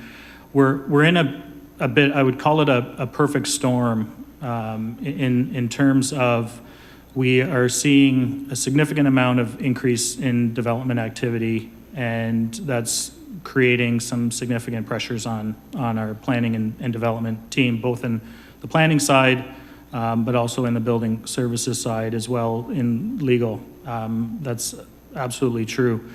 The other pressures that we're finding across the entire corporation are you know, related to all of these similar increases in development activity or increases in public expectation or regulations that the province bring forward. So there are a lot of demands that are being put on our staff. We factor, you know, COVID and some of the additional measures that we've been putting in and dealing with have placed some additional pressures on all of our staff across the corporation. So that's one element. Another factor has to do with some of the comparables we're seeing now as more and more organizations start to introduce hybrid work from home arrangements. The labor market has effectively increased. So typically we are seeing the opportunity for candidates to be able to post into jobs that they typically wouldn't do because they physically do not have to move there. So then that works both ways. But it does create some challenges for the corporation. We have a significant, and this is not just a St. Catharines issue, but there is a demand and a competition for building inspection type of staff that go across all municipalities, which create these added pressures. So there are a lot of factors that go into all of this. We also, and I recognize very acutely that we can't solve all of these issues by continuing to add resources and budget. So one of the things that we're doing as a senior leadership team, which is starting as we speak, is to look at the corporation, how we deliver our services, how we manage our workloads, how we manage our staffing, how we potentially partner with other organizations to be able to do that. There's a lot of moving parts in all of these discussions. There are a lot of pressures that are put forward. So I do appreciate Councillor Sorrento the motion, because anything that we can help to increase our some of the pressures that we do have on staff are very much relevant, but I would be remiss to say if there's other areas and pressures within the corporation that we have to balance as well, and that factors all the departments' staffing needs. It also has to balance the budget process and the expectation of council. So there are a lot of factors, and we are going to be working on and preparing a report to bring back to council on a more holistic overview of all of the pressures that we're dealing with. These in particular that you heard this evening, both in legal and planning, are real. All I'm saying is that there are additional resources as well that we need to look at corporately and be able to bring back to council. And part of that is finding some efficiencies either internally, which we've been attempting to do, but at the same time looking for, whether it's partnerships or other opportunities for funding, whether that's increasing in some of our development fees or utilizing other aspects. So a long answer to a very pointed question, Councillor Sorrento, but it is definitely a pressure that we are dealing with and we need to work towards as we go forward as well. Thank you. Chair Cisco to CAO Oaks. How soon will that report be coming to council? Through you, Mr. Chair, we as a senior leadership team have a meeting next week. There is, as you can imagine, all of these issues are very complex. It's going to take time to get this moving forward. I also understand that we have a budget process that's currently happening, and some of these initiatives, actions, items that we have to deal with may and won't be able to be addressed in 22, but we have to start setting the stage, and there will be an action plan on how to move that forward. So I would not suggest any time in the next several months, probably in 2022. Thank you very much, Chair. Thank you so much. I just want to make a few comments and then just wrap it up. Chair, I think it's time for us to step up. We're the largest community here in in the Niagara Peninsula. We've just heard firsthand the pressures that we're facing. And you know what? If we need to step up, now is the time to do it. Now is the time to do it. We can't be afraid to make a decision and invest in this community, Chair. We just invested $214,000 in a road closure. We're just asking for $365,000, Chair. And relative to the budget, it's it's a small amount, but it would make an impact, a tremendous impact on our staff and the quality of service that we can continue to deliver to the people of St. Catharines. I don't know if there's the possibility of additional dollars from the province and the federal government, our friends there. And certainly we can't make plans based on contingencies. We have to deal with the hard numbers. And Chair, we just cannot continue to do more with less. Chair, we do less with less. This is not the time for us to be budget Lilliputians, Chair. It is time for us to be budget giants. And now is the time to step up. And I thank you, Chair, for the leeway. And I thank my colleagues and the directors. And I certainly hope that council will support this. Thank you. All right. Thank you, Councillor Sorrento. I have, with their hands up, Councillor Kushner, Councillor Garcia, Councillor Miller, Councillor Mayor Sendzik. So I will look to Councillor Kushner first. Thank you, Mr. Chair. I am not in favor of the motion being put forward. To me, there's a process for hiring staff, and that is if management feels that they're understaffed, then they should make a recommendation. They should make the case to their supervisor or their director, who in turn should make the case to the CAO. The CAO should then evaluate the request from a corporate viewpoint, not just from an individual departmental viewpoint, and then make a recommendation to council. And having heard the CAO, that's exactly what he was saying, that there are numerous pressures in various departments, and he is discussing and indicating that we will have a full report from a corporate viewpoint of where additional resources would go, and he would also look at efficiencies. For us to make recommendations like this to council is, in my opinion, micromanagement, and as councillors, we should be looking at policy and not micromanaging the corporation. I have no doubt that with 1 million units, additional housing units being forecast in the next 10 years, that we will need additional people in planning and in development. But in my opinion, that recommendation should come from the CAO, looking at it from a corporate viewpoint. Thank you. Thank you, Councillor Kushner. Councillor Garcia. Thank you, Mr. Chair.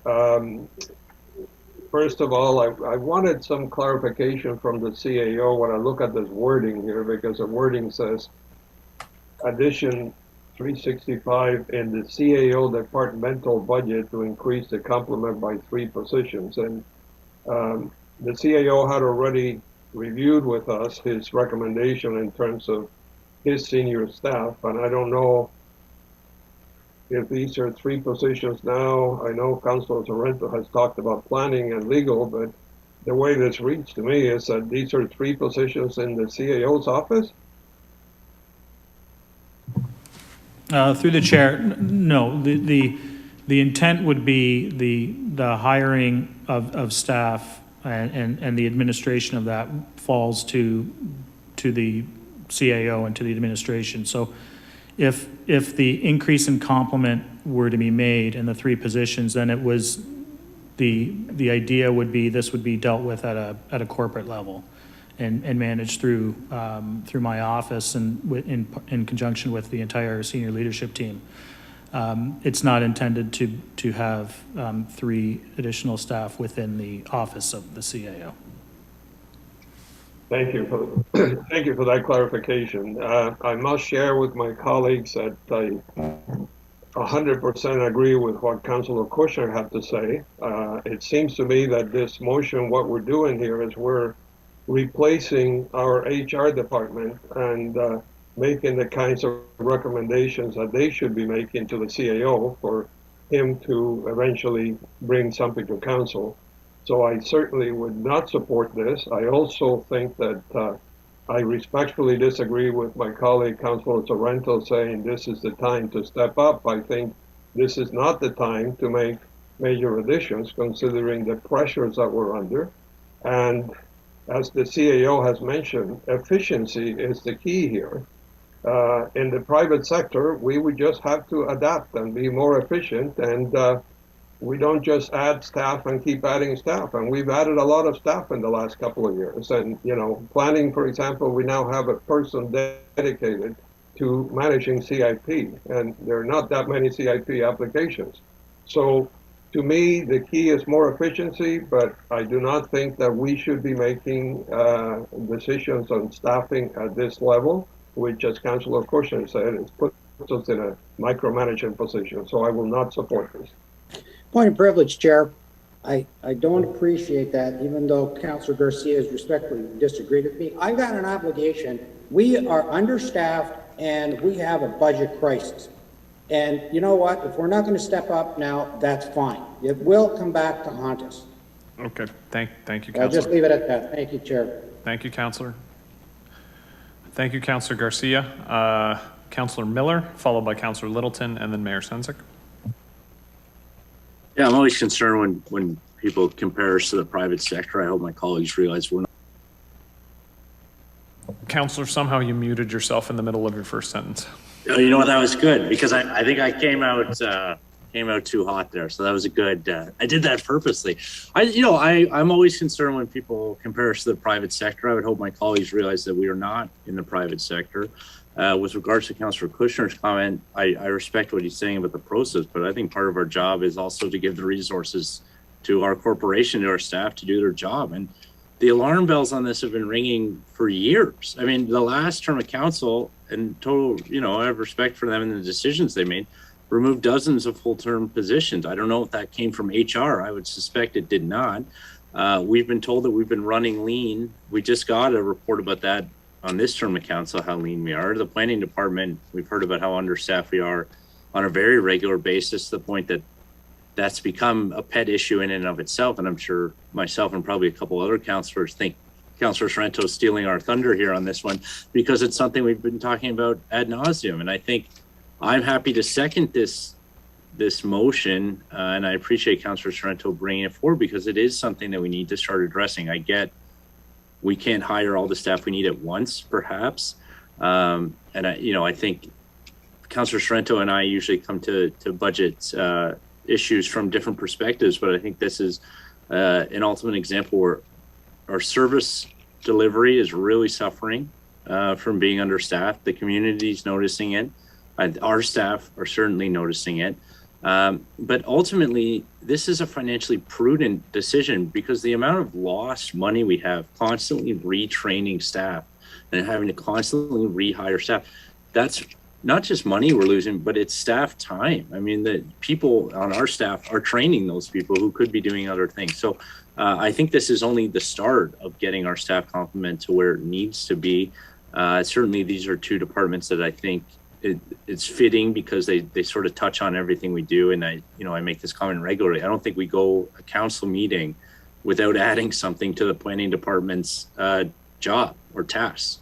I mean, we're just constantly adding to things they have to do, and for good reason. As Director Kate noted, we're behind on where we need to get to in order to set the table for the future. So happy to support this. Very happy to see Councillor Sorrento bring this forward, and I'm ready to support those recommendations when they come forward from CAO as well. Thank you. Thank you, Councillor Miller. If I can ask for just a clarification, you made a comment that in the previous term of council, we laid off dozens of staff. I'm wondering full-time positions. I'm wondering if you could help me out with that one. That was my impression from discussions with other members of the previous council, that the full-term complement of staff was reduced. I think the amount was quoted 60. That seemed high to me, but so I went with dozens to hedge that bet. Okay, I'm just looking at members of the senior leadership team that are looking puzzled at one another. I know that I believe we transferred Performing Arts Center staff transferred to a municipal corporation, which I suppose would be indicated as a decrease in complement. Although I don't think that was in the last term of council. I would have thought that was this term of council. But as I said, I don't think your number is correct there. And I'm going to ask staff if they can get back to us maybe with a memo on that one, because I've been around for 11 years and laying off dozens of full-time staff feels like something I would have recalled. But all right, I have Mayor Senzik. Thank you, Chair. I just want to refer this back to the CAO, and I'm not going to speak to it because as a referral, you're not supposed to. I'd just like to refer it back to the CAO for a more fulsome report. Thanks, Chair. All right, so this is a referral, non-debatable. All those in favor of a referral?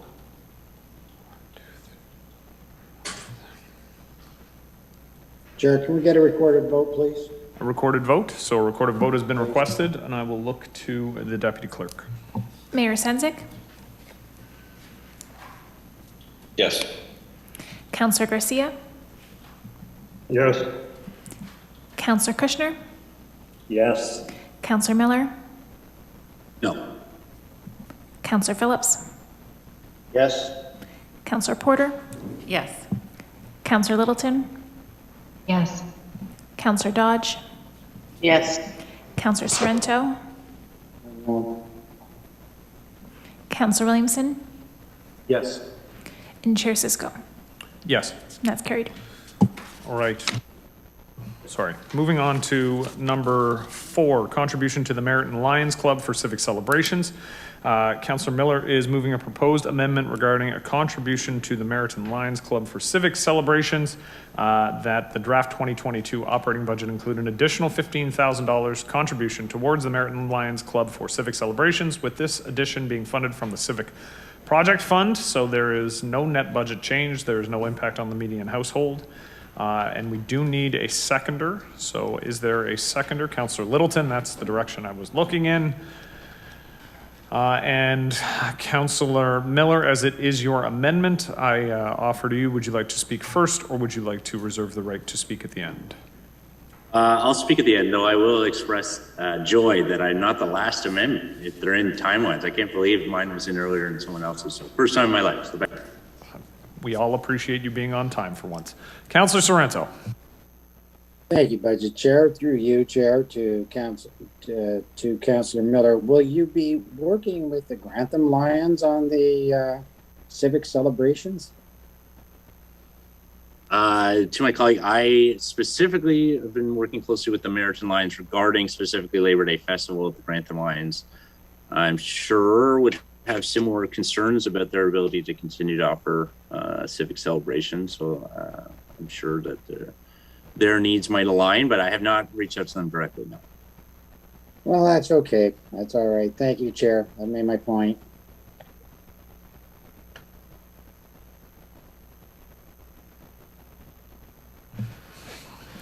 All right, so Mayor Sendzik. Chair, just for clarification, the additional 15,000, is that on top of, and I apologize if I misread the report, is that on top of what's already being contributed? So through the chair, to the speaker, what is the additional funds for, considering, I think last 2 years, the Merit Lions wasn't really able to do civic celebrations. And so trying to understand why we would add an increase to the budget. Is this a request from the Merit Lions, and what would it be allocated towards? Yeah, so I think I can touch on that, in that we have budgeted funds for the civic celebrations for Meriton Labor Day Festival, but have not ended up contributing those funds because the Labor Day Festival has been canceled. Certainly, everyone is hopeful to see it operating again in 2022. But as everyone knows, these festivals are run on the backs of volunteers and on donations from the business community. So there are some concerns about achieving the operating budget necessary. The operating budget is typically over the 30,000 that in total we'd be asking for tonight. So again, I guess the question would be, there's a lot of different organizations that have civic celebrations, and I guess this, again, through the chair, is there an itemized sort of not even an itemized list, but an outline of what the contributions would be going towards? Because it does seem like we're increasing contributions, but we don't really have a sight line as to what the contributions will be going to. That's my only concern. I think we've got a base contribution, and then there's a request for additional, and it's the additional that I'm concerned about. That's all. So if the mover can just I can just touch on how that number was arrived at. Was basically the funding from last year that was not ended up being spent. So we did take that money back ourselves, the city. We didn't contribute, unlike other festivals that offered sort of modified programming. And again, the operating budget my understanding is typically around $35,000 from the Meriton Lions. So this wouldn't be covering the entire operations. And I certainly believe the Meriton Lions saw their donations return to levels pre-COVID. I'd be surprised, but they've been an honest dealer with us in the past, and I'm sure we wouldn't need to contribute the full 30,000. And through the chair to the mover, could this be outlined as a one-time increased contribution? Because again, what we get concerned about is, okay, now it's a new baseline, and now there's an expectation every year they're going to get that amount, and we don't have the ability to certainly. Yeah, certainly my expectation and the Lions from talking to them, this was a one-off and related directly to coming back from COVID. And if there's any way to make that clear in the motion, I'm certainly happy to change the wording. Okay, through the chair, if there could be an amendment including an additional one-time contribution of that amount, I think that would allow us to have a discussion again next year if there's a similar request and as to what it's going to exactly. So I appreciate the mover for bringing this forward. So just to wordsmith, that the draft 2022 operating budget include a one-time additional 15,000 contribution. Yes. And that's good, Councillor Miller. Wonderful. All right, I've got Councillor Williamson up next. It's not that I'm not supportive. I'm fully supportive. The Merit Lions do great work, as do the Port Dalhousie Lions. And Councillor Garcia and I can't really speak for Councillor Garcia. We haven't really had a conversation in terms of what Meriton does Labor Day, Port Dalhousie does Canada Day, and there's a line item for $30,000, which is Civic. But I'm not sure if a portion of that is for Port Dalhousie Lions, for example, for doing their fireworks. And usually the line items are kind of match up. So I'm not trying to put a kibosh on this, but I also want to make sure there's sort of equal treatment for what's going on Canada Day celebrations in Port Dalhousie. But I don't want to just off the cuff make another amendment or add to this amendment. I don't know if staff could make a suggestion or if they have any comment in terms of any dialogue that's gone on with the Port Dalhousie Lions? Councillor Through you, Williamson, if I can make a suggestion, I think the opportunity still exists if the Port Dalhousie Lions, through yourself and Councillor Garcia, wanted to look at an additional contribution for next year.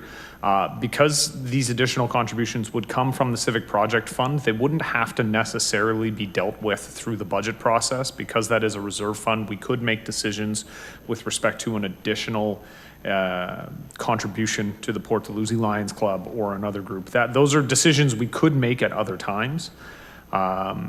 I think Councillor Miller has brought this forward because he did have a specific reason at this time, and it's a part of the budget process, but you would not be limited to the budget period to make those requests. So if you and Councillor Garcia in conversation with the Lions Club wanted to make a request at a future date, it wouldn't have to be a part of the budget process because it would come from the Civic Project Fund. Good points, Councillor Cisco, Mr. Chair. I will support this, and hopefully we will communicate with the Port Lions and figure out what their needs are as well. Thank you. Okay. All right, I see no other hands raised. Oh, wait, I do have Councillor Porter in the chambers, who I have been studiously ignoring every time she's wanted to ask a question this evening. So Councillor Porter. Yes, that is true. Thank you, Mr. Chair. Through you to the Director of Financial Services, can you, I just don't have it in front of me, how much is left in the Civic Project Fund? Through the chair to the councillor, at this point, we are estimating that the uncommitted balance of the Civic Project Fund is $3.318 million. Okay, thank you. And then to the mover, the Meriton Lions Club Civic celebrations, like the majority of this money goes to fireworks, does it not? Actually, no, the fireworks are typically fundraised as well, but yeah, a portion of this would go to the fireworks stuff. Okay, so it goes to fireworks. It doesn't go to local artists. It doesn't go to like a civic project, public art. So in my mind, I know Councillor Cisco asked us to be respectful, but to me, it's just, we might as well take the money and light it on fire because it goes up in smoke. And many residents reach out to me and they hate fireworks, and I get tons of complaints for it. So if we're going to do any additional civic projects, especially during COVID, I just question having it all go to fireworks, which we literally light on fire. Fireworks, I know some people love them, but I don't. Fireworks that I don't even think get made in Canada, that probably get made in other countries. I just don't see the economic value.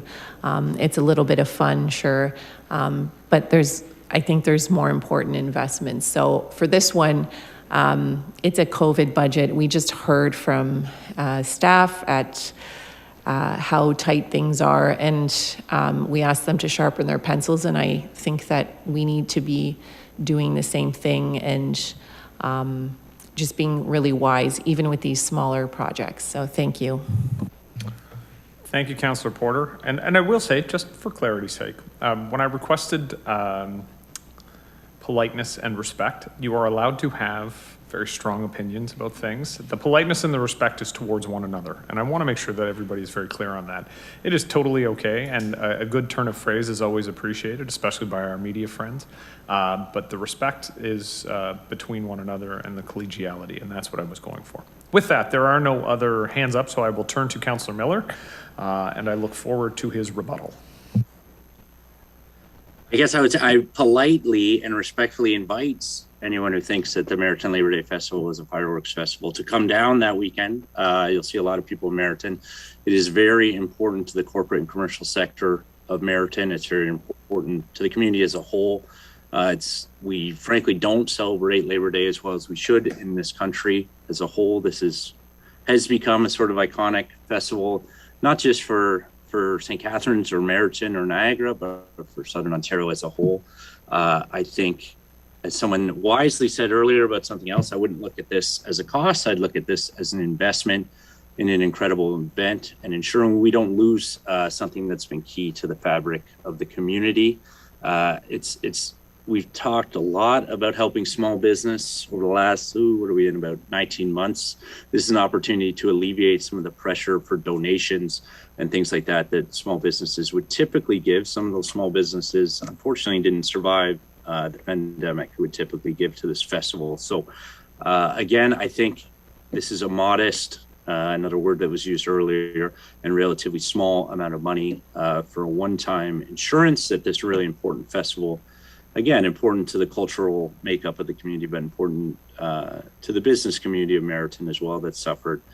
Continues to go on, and I think Councillor Williamson, those are good points. I think why it's important to get ahead is this is a significant planning endeavor, and I think this gives the Lions the confidence to start that planning process again by passing this during budget season. It gives them a lot of leeway to begin planning it. What's hopefully a great comeback in 2022, not just for the Meriton Lions Club or the Labor Day Festival, but for our community as a whole. So thank you. All right.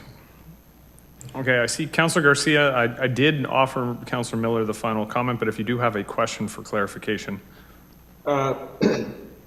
No, thank you, Mr. Chair. I just wanted to reiterate what Councillor Williamson said, that the Meriton Lions do a lot of good work, and I always attend the Labor Day Parade and the Labor Day event, and I know that fireworks are not necessarily everybody's cup of tea, but they are something that many people enjoy, and I know in Port Dalhousie, Canada Day, when we have had them in the past, we get thousands of people from all over. So Councillor Williamson and I will look at that with the Port Dalhousie Lions, and I will support the Meriton Lions.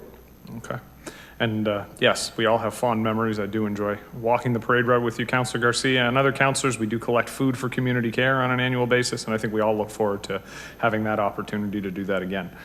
With that, I will look to the clerk to call the roll. Councillor Miller?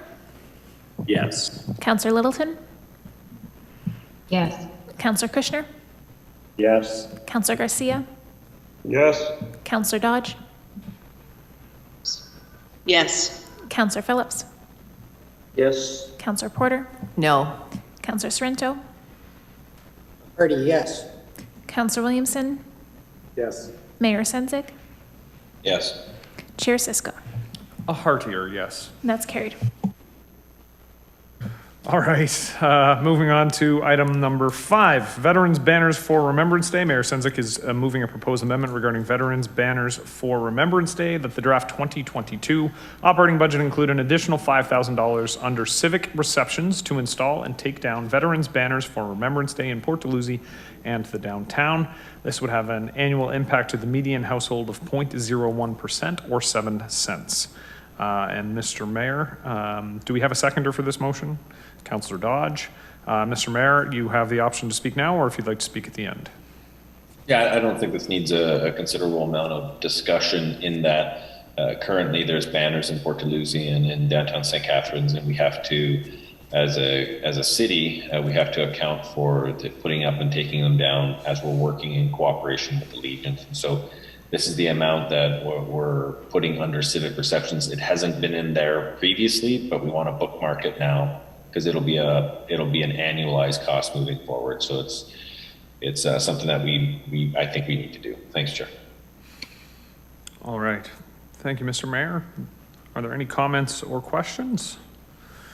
Seeing none, I will say I had the opportunity to attend with a number of my colleagues the Port Dalhousie Cenotaph this year for Remembrance Day. And the banners that are up are quite beautiful, and I know that was a community effort to put them there, and I think this is an excellent opportunity to recognize our veterans and within our community in Port Dalhousie and the downtown. So with that, we'll look to the clerk.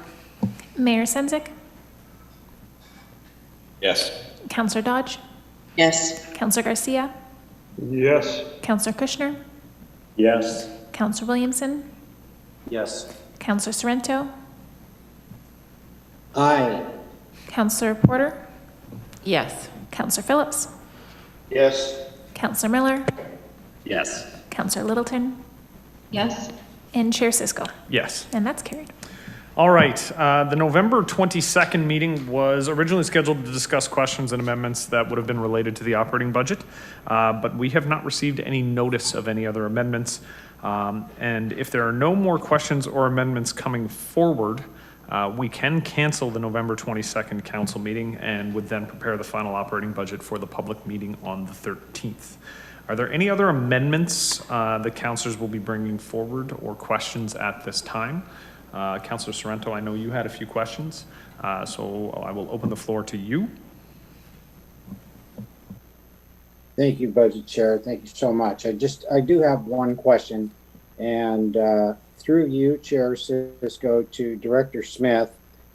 And before I ask the question, Chair, I do have concerns about our service levels and the funding and the like. So through you to Director Smith, are there any operating service level changes in your budget this year, Director Smith, that you feel are imperative to share with this council?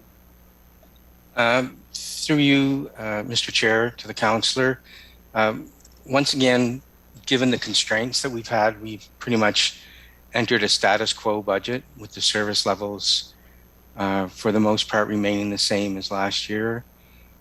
So that's the snow plowing service levels that council passed previously. The trail maintenance is the same, so that would be Welland Canals Parkways gets maintained on a regular basis, and then other hard surface trails get maintained as resources become available, so there's no time constraint on it. The only service level increases that we have put in the budget this year are around the Canada Summer Games. So we have put additional funds towards horticultural displays and maintenance in around the Canada Summer Games period, and some additional funds in around downtown and litter cleanup. But other than that, it's a status quo, and our service levels are the same. Okay, and through you, Chair, to Director Smith, do you have any, I don't want to say concerns, but small service level issues with regards to your park crews with the amount of time that they are doing other work? Sorry, through the chair. So we've recently had some staff meetings with our frontline staff, and what has become apparent is that the amount of time taken away from the jobs that they were actually hired to do is increasing with the litter situation, the homeless situation, the addiction situation. All of those are straining resources and take away from their primary duties. So, I mean, we are looking at ways to try to address that going forward. But as I'm sure everyone around this table is aware, that's not an easy fix. We fight the symptoms of the problems, but the causes of the problems and the solutions to the problems are going to take multi-levels of government to address them. But that's not just in our parks people, that's also in our downtown people, that's also in our road maintenance people. So it is taking a significant amount of time to address these issues. And of course, the COVID protocols that we've had to put in place to operate safely take away from some of our productive time as well. So all of those are working together to strain our resources. But right at the moment, we are working through those situations. And Chair Cisco, through you to Director Smith, not to micromanage, CAO Oaks is aware of these concerns, correct? Oh yes, through you, through the chair. This is something that's being discussed at the senior leadership team on a regular basis. It's not just municipal work staff that are impacted by this. Parks, Recreation, Cultural Services staff, or sorry, Community Recreation, Cultural Services staff, and EFES staff are also facing strains in this area. And one final question, Chair. So Director Smith, why is this important for you to tell this, to share this information, this important information with this council? Through you, Mr. Chair, I want to try to have an understanding of expectations. So we have legislated responses in several areas that always take priority over other areas. And I'll give an example. It's an obvious example, but an example would be a water main break versus garbage can overflowing. That's an obvious example of we're obviously going to choose to deal with the water main break. So what it means on some of these more discretionary issues that we are asked to deal with is that the time frames for us to deal with them may be extended based on the current demands on staff and resources. Okay, thank you. Thank you, Chair Cisco, and thank you to our tremendous staff and colleagues and everybody involved. Thanks.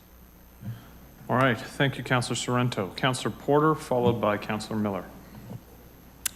Thank you. I believe we're discussing whether or not we're having a November 22nd meeting. This is what we're... It's got more to do with if there are amendments that need to be considered. I think this referral that around staffing that went to the CAO is incredibly important, and I do believe we need to have a meeting to discuss that. And I actually think we all need to grapple as a council with the budget. And I'll give some examples. I had some tree issues in the ward, and when you take a look back at the operating budget and kind of do a deep dive into staffing, staffing in some departments, it just hasn't changed over the years. This is all of our responsibility. It's council's responsibility, but the community also needs to understand when we keep taxes low or below the rate of inflation, it actually means things suffer. And we cut $300,000 from the forestry budget during COVID. That was never really replaced, just back up to where it was, but we're now further behind in a lot of areas. We're also facing an affordability crisis, and we need to build more housing, so I'm quite concerned if we're not adding planning staff and we are delaying or contributing to the delay in construction and planning approvals. That's a factor in building housing, not just affordable housing, but all kinds of housing. This is something very serious. So we need to have this meeting and we need to take a look at the budget. I think that mistakes were made in the past related to development charges. I know people will disagree with that. I mean, I think that I've made mistakes in some of my votes of council. I think we just have to contend with the reality that we're facing. Infrastructure deficit, COVID, and all of a sudden, we are one of the most unaffordable places to live in the country. And if we need to build more housing, honestly, things have changed very rapidly, and I think we need to take a look at that. And the inflation this year is 4.7%. I think that's where we're at. You can correct me if I'm wrong. If we're coming under 4.7%, I don't think that's reasonable. So I would advocate that we need this report back. We need to discuss our staffing needs honestly. And I know it's an election year and we're trying to keep the budget low. But I also think we'd be doing a disservice to the community if we're not really grappling with the budget and having an additional meeting. And I really appreciate hearing from staff today. I hope that we can all give each other grace and just come back to the table on November 22nd and think about the things we need to achieve, our big ticket items, community benefits charges. We wanted to do an inclusionary zoning study. I know we've got a GM secondary plan. We have administrative and monetary penalties, municipal accommodations tax. These are big things that we're trying to achieve, and we need the staff resources to do it. So, Councillor, I appreciate that. We made a referral motion earlier. So I'm going to look to the CAO. Is there any capacity to bring back a report for Monday night? No, through you, Mr. Chair. I'm sorry. The issues are much too complex. We have an entire senior leadership team that needs to be brought in. We're doing analysis right now through our human resources in terms of salary. So if you want if you want, or the expectation is to have the full comprehensive plan, it is absolutely not possible. If you want to have a meeting to discuss some of the additional pressures, you know, that we won't have a report. I apologize. I will say, Councillor, I agree with the vast majority of what you have said, almost everything, in that there are a lot of competing pressures and there are a lot of concerns. We have a new CAO who's come on this year and has laid out the groundwork and a path to a plan to deal with many, if not all, of the things you've mentioned. I don't think the timeline has actually changed much from when Mr. Oakes was hired, in that this is going to take time and this process requires time. I don't think having a meeting on Monday will change it. I don't know if we'll actually be able to start implementing the things that are in this plan for the 2022 budget year. I don't know if that's a reasonable request of the CAO's office or the senior leadership team. That's not to say that you're incorrect. I think you've identified a lot of the competing pressures and a lot of the things that we need to deal with. And this may be frustrating for people in the community, but we need to allow the process to happen. Mr. Oakes has been on the job for how many months? Feels like years. Through you, Mr. Chair.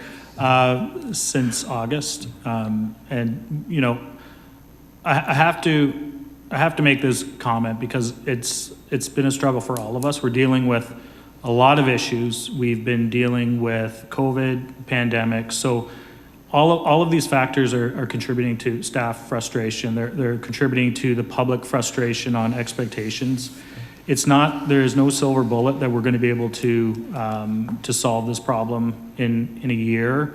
The plan that I presented to council, quite honestly, is a 10-year program. I've, you know, into month 4 or 5, whatever it is, I think we're making really good progress, but unfortunately we're not going to get to the point where we need to be, and that's not going to satisfy our employees. It's not going to satisfy the public or council. But what we're trying to do is achieve the best we can with what we have, and respecting, you know, the budget process.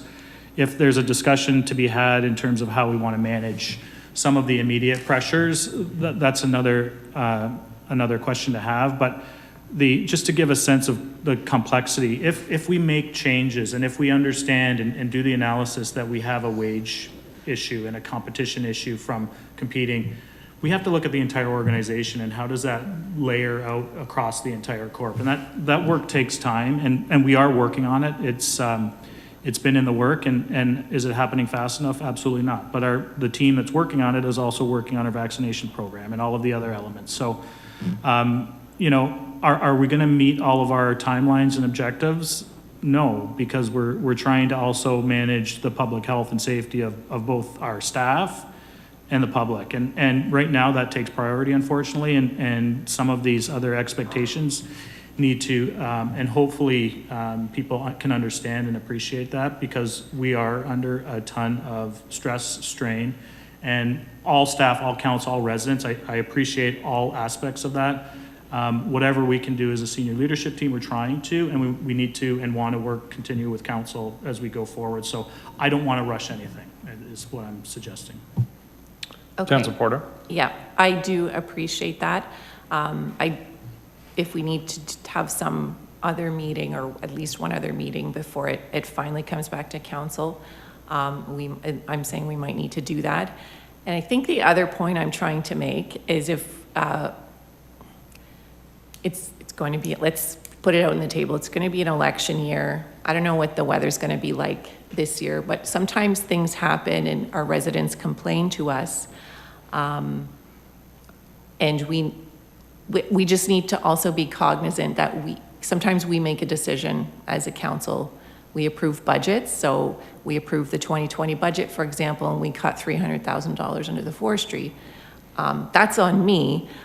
So it's about putting things on ourselves and explaining to residents that we had to cut things out of the budget, or we didn't fund this. We didn't fund this planning position because we tried to keep the taxes low.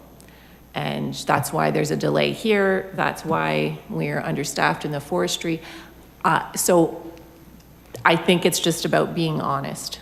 So we have to grapple. So it's about trying to get the resources we need, but if we determine that we can't fund everything, I just want all of us to support staff at the end of the day when issues arise, because I think they're under strain. And I work at a not-for-profit. It's happening everywhere. There's a lot of pressures everywhere. We just have to be cognizant of that these are, at the end of the day, council decisions. It rests at council, and we need to take some responsibility for our decisions and not put everything back on staff.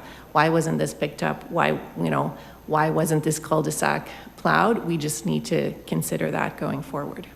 And I would agree wholeheartedly. And I think the one thing that I'm going to ask everybody to remind themselves of is we're very focused right now on one or two departments because we've only heard from one or two departments.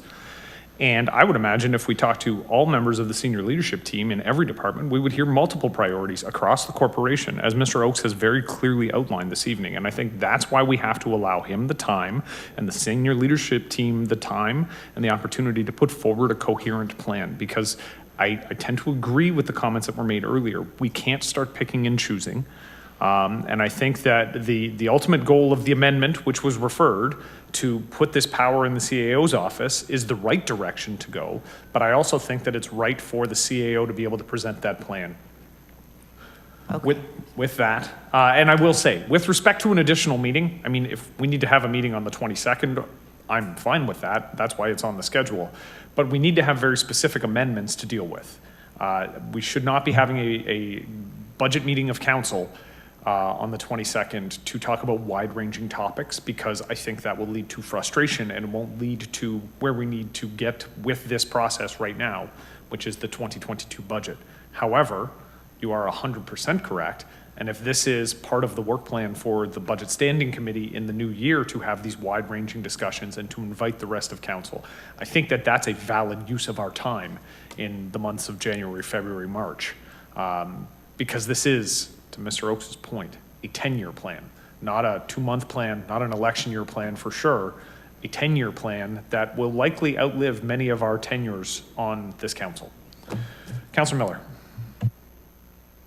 Yeah, thanks. I guess Councilor Poor sort of addressed it, but I guess for clarification, we didn't really talk about timelines when Councilor Sorrento's amendment was referred. So when are we talking about that coming back? Through you, Mr. Chair, it would be in the new year. It wouldn't be coming back in this calendar year. Okay, I guess I would say that's is a pretty significant mistake. I appreciate what we're saying about allowing the CAO and senior leadership team time. And maybe there's not a silver bullet, but we live in a system where money makes everything happen. And if we don't budget for the money now, we can't in January when the report comes back. And we're going to go a whole other year with staff in those two departments, and sure, probably lots of other departments being overworked and significant strain on our mental health. So it was referred. I get that. I guess I would express disappointment that we can't come back with a plan for that $322,000 at least, and still have a more fulsome plan for post 2023. But it's going to be another rough year for staff, and I think that's too bad when we have a month until we pass the budget.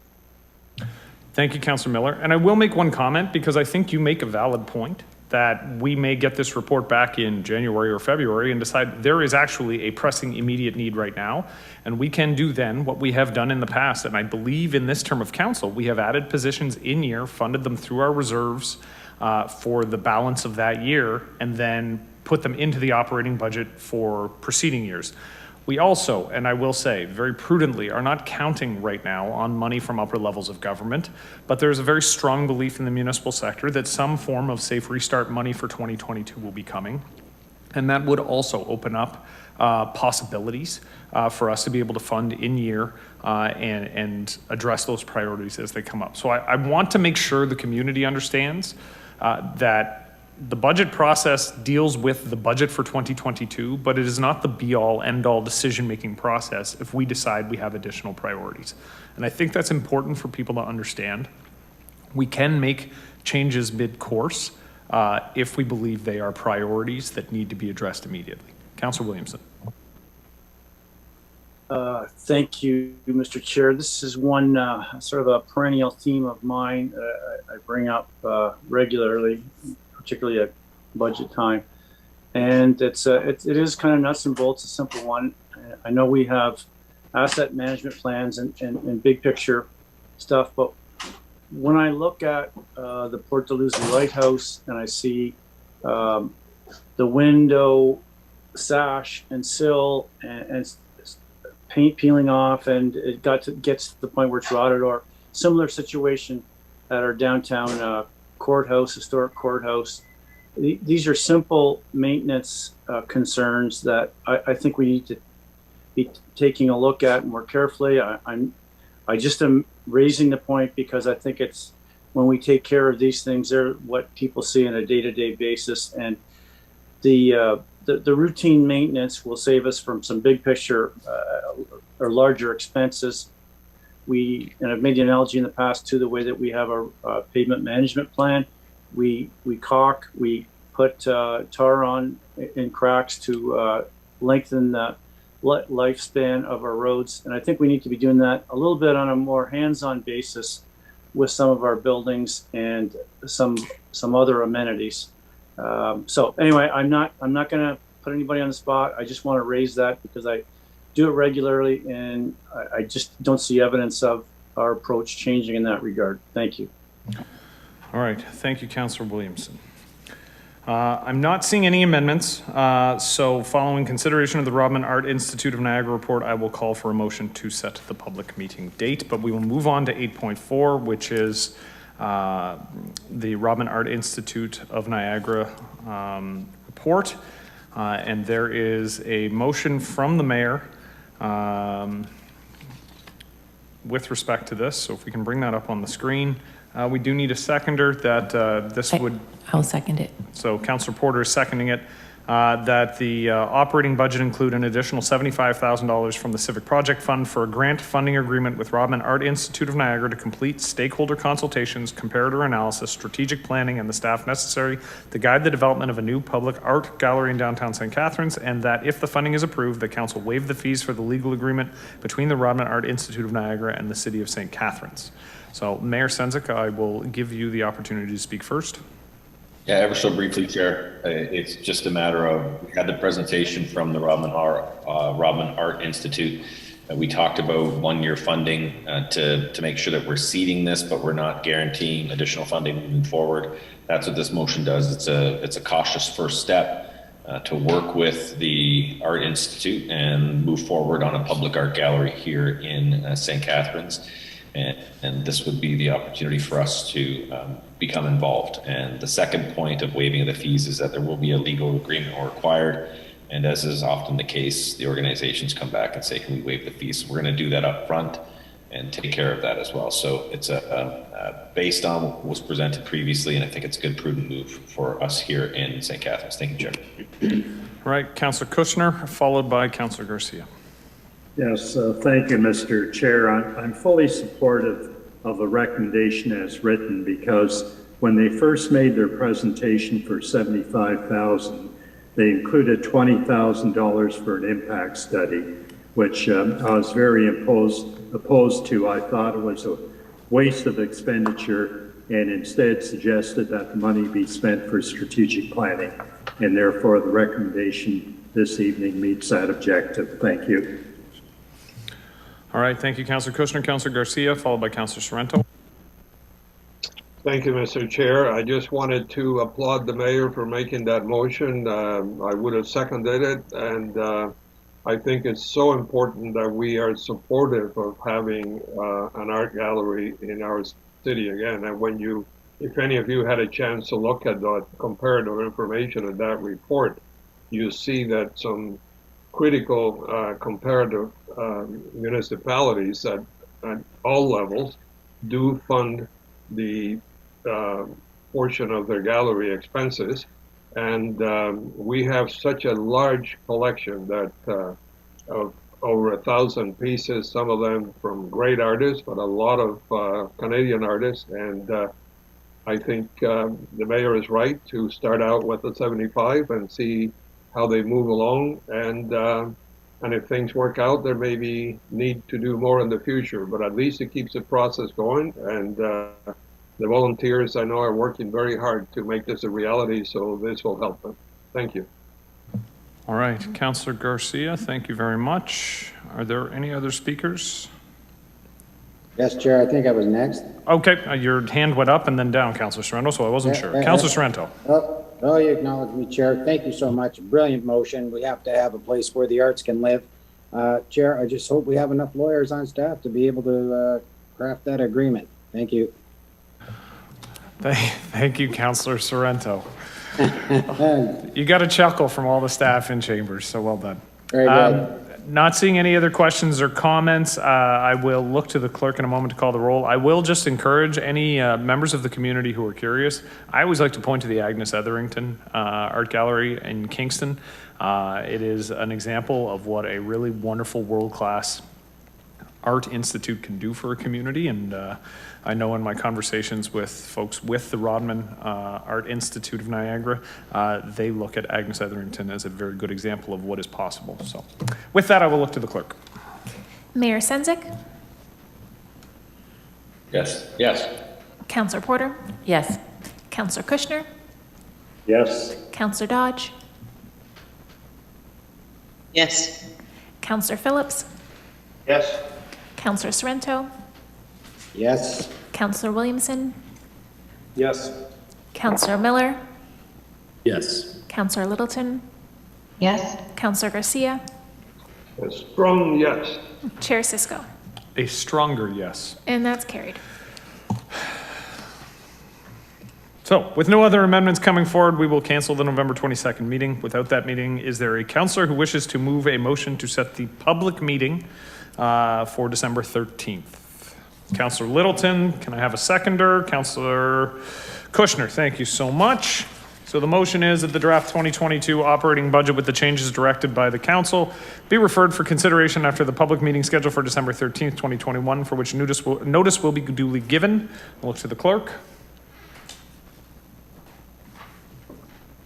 Apologies, I'm pressing the wrong button on my microphone, so hopefully it works out okay. Councillor Littleton, Yes. Councillor Kushner, Yes. Councillor Dodge, Yes. Councillor Garcia, Yes. Councillor Williamson, Yes. Councillor Sorrento, Yes. Councillor Porter, Yes. Councillor Phillips, Yes. Councillor Miller, Yes. Mayor Senzik, Yes. and Chair Cisco. Yes. Thank you, that's carried. All right, moving to motions. So start time of the November 29th council meeting. We have a request to suspend the rules in accordance with the procedural bylaw to change the time of the council meeting on November 29th, 2021 to begin at 5:30 p.m. And I have the motion to suspend the rules, Mayor Senzik. Do I have a seconder to suspend the rules? Councillor I'll Phillips. second it, Chair. Wonderful. Councillor Sorrento. We'll go with that. The council suspend the rules in accordance with procedural bylaw 2021-124, section M6.4 to consider a motion not appearing on the agenda. All those in favor? We need unanimous consent on this to be able to pass it. All those in favor? Opposed? Seeing none, that is carried. Can I have a mover to approve the motion to change the November 29th, 2021 meeting time? Mayor Senzik, seconded by Councillor Kushner. The council approved the change to 5:30 on the 29th, and that the city clerk be directed to make the necessary notification. Is there any debate on this? Chair, I'd just like to point out that the earlier start is for an in-camera portion of the meeting from 5:30 to 6 o'clock. It is a long agenda that is being proposed. So this will allow us to deal upfront with a matter before we have four public, legislated public meetings that have to take place. So this does give us that's a bit of breathing room as we head into the later part of the meeting. Thanks, Chair. Mr. Mayor, I think you had us at hello. Can I have the clerk call the roll? Mayor Senzik, Yes. Councillor Kushner, Yes. Councillor Garcia, Yes. Councillor Dodge, Yes. Councillor Littleton, Yes. Councillor Miller, Yes. Councillor Phillips, Yes. Councillor Porter, Yes. Councillor Sorrento, Yes. Councillor Williamson, Yes. And Chair Cisco. Yes. And that's carried. All right, item 10 is call for notices of motion. Are there any are there any notices of motion? All right, seeing none, there are no report requests were submitted. Are there any requests for reports? I have one on the fly. I'm sorry. Okay. I'm wondering if our staff could take a look at our hydro human resources. I feel that city staff has spent a lot of time working on hydro, and I'm wondering what the financial arrangement is, and is city staff are we getting the money out of hydro to pay for our staff, or has this been contributing to the workload of, for example, our legal department or engineering services? Okay. So a report regarding the staffing and funding of staffing for the hydro? Yes. Okay. All those in favor of the report request? Opposed? That is carried. All right, there are no other report requests. Closed session, there is none. Motion arising, none. Adjournment, can I have a motion to adjourn? Councillor Littleton, seconded by Councillor Dodge. All those in favor? Opposed? I can't see anybody opposed. We are adjourned. Good night, everybody. Good night, everyone. Good night, Night. Chair. Good all. Everyone.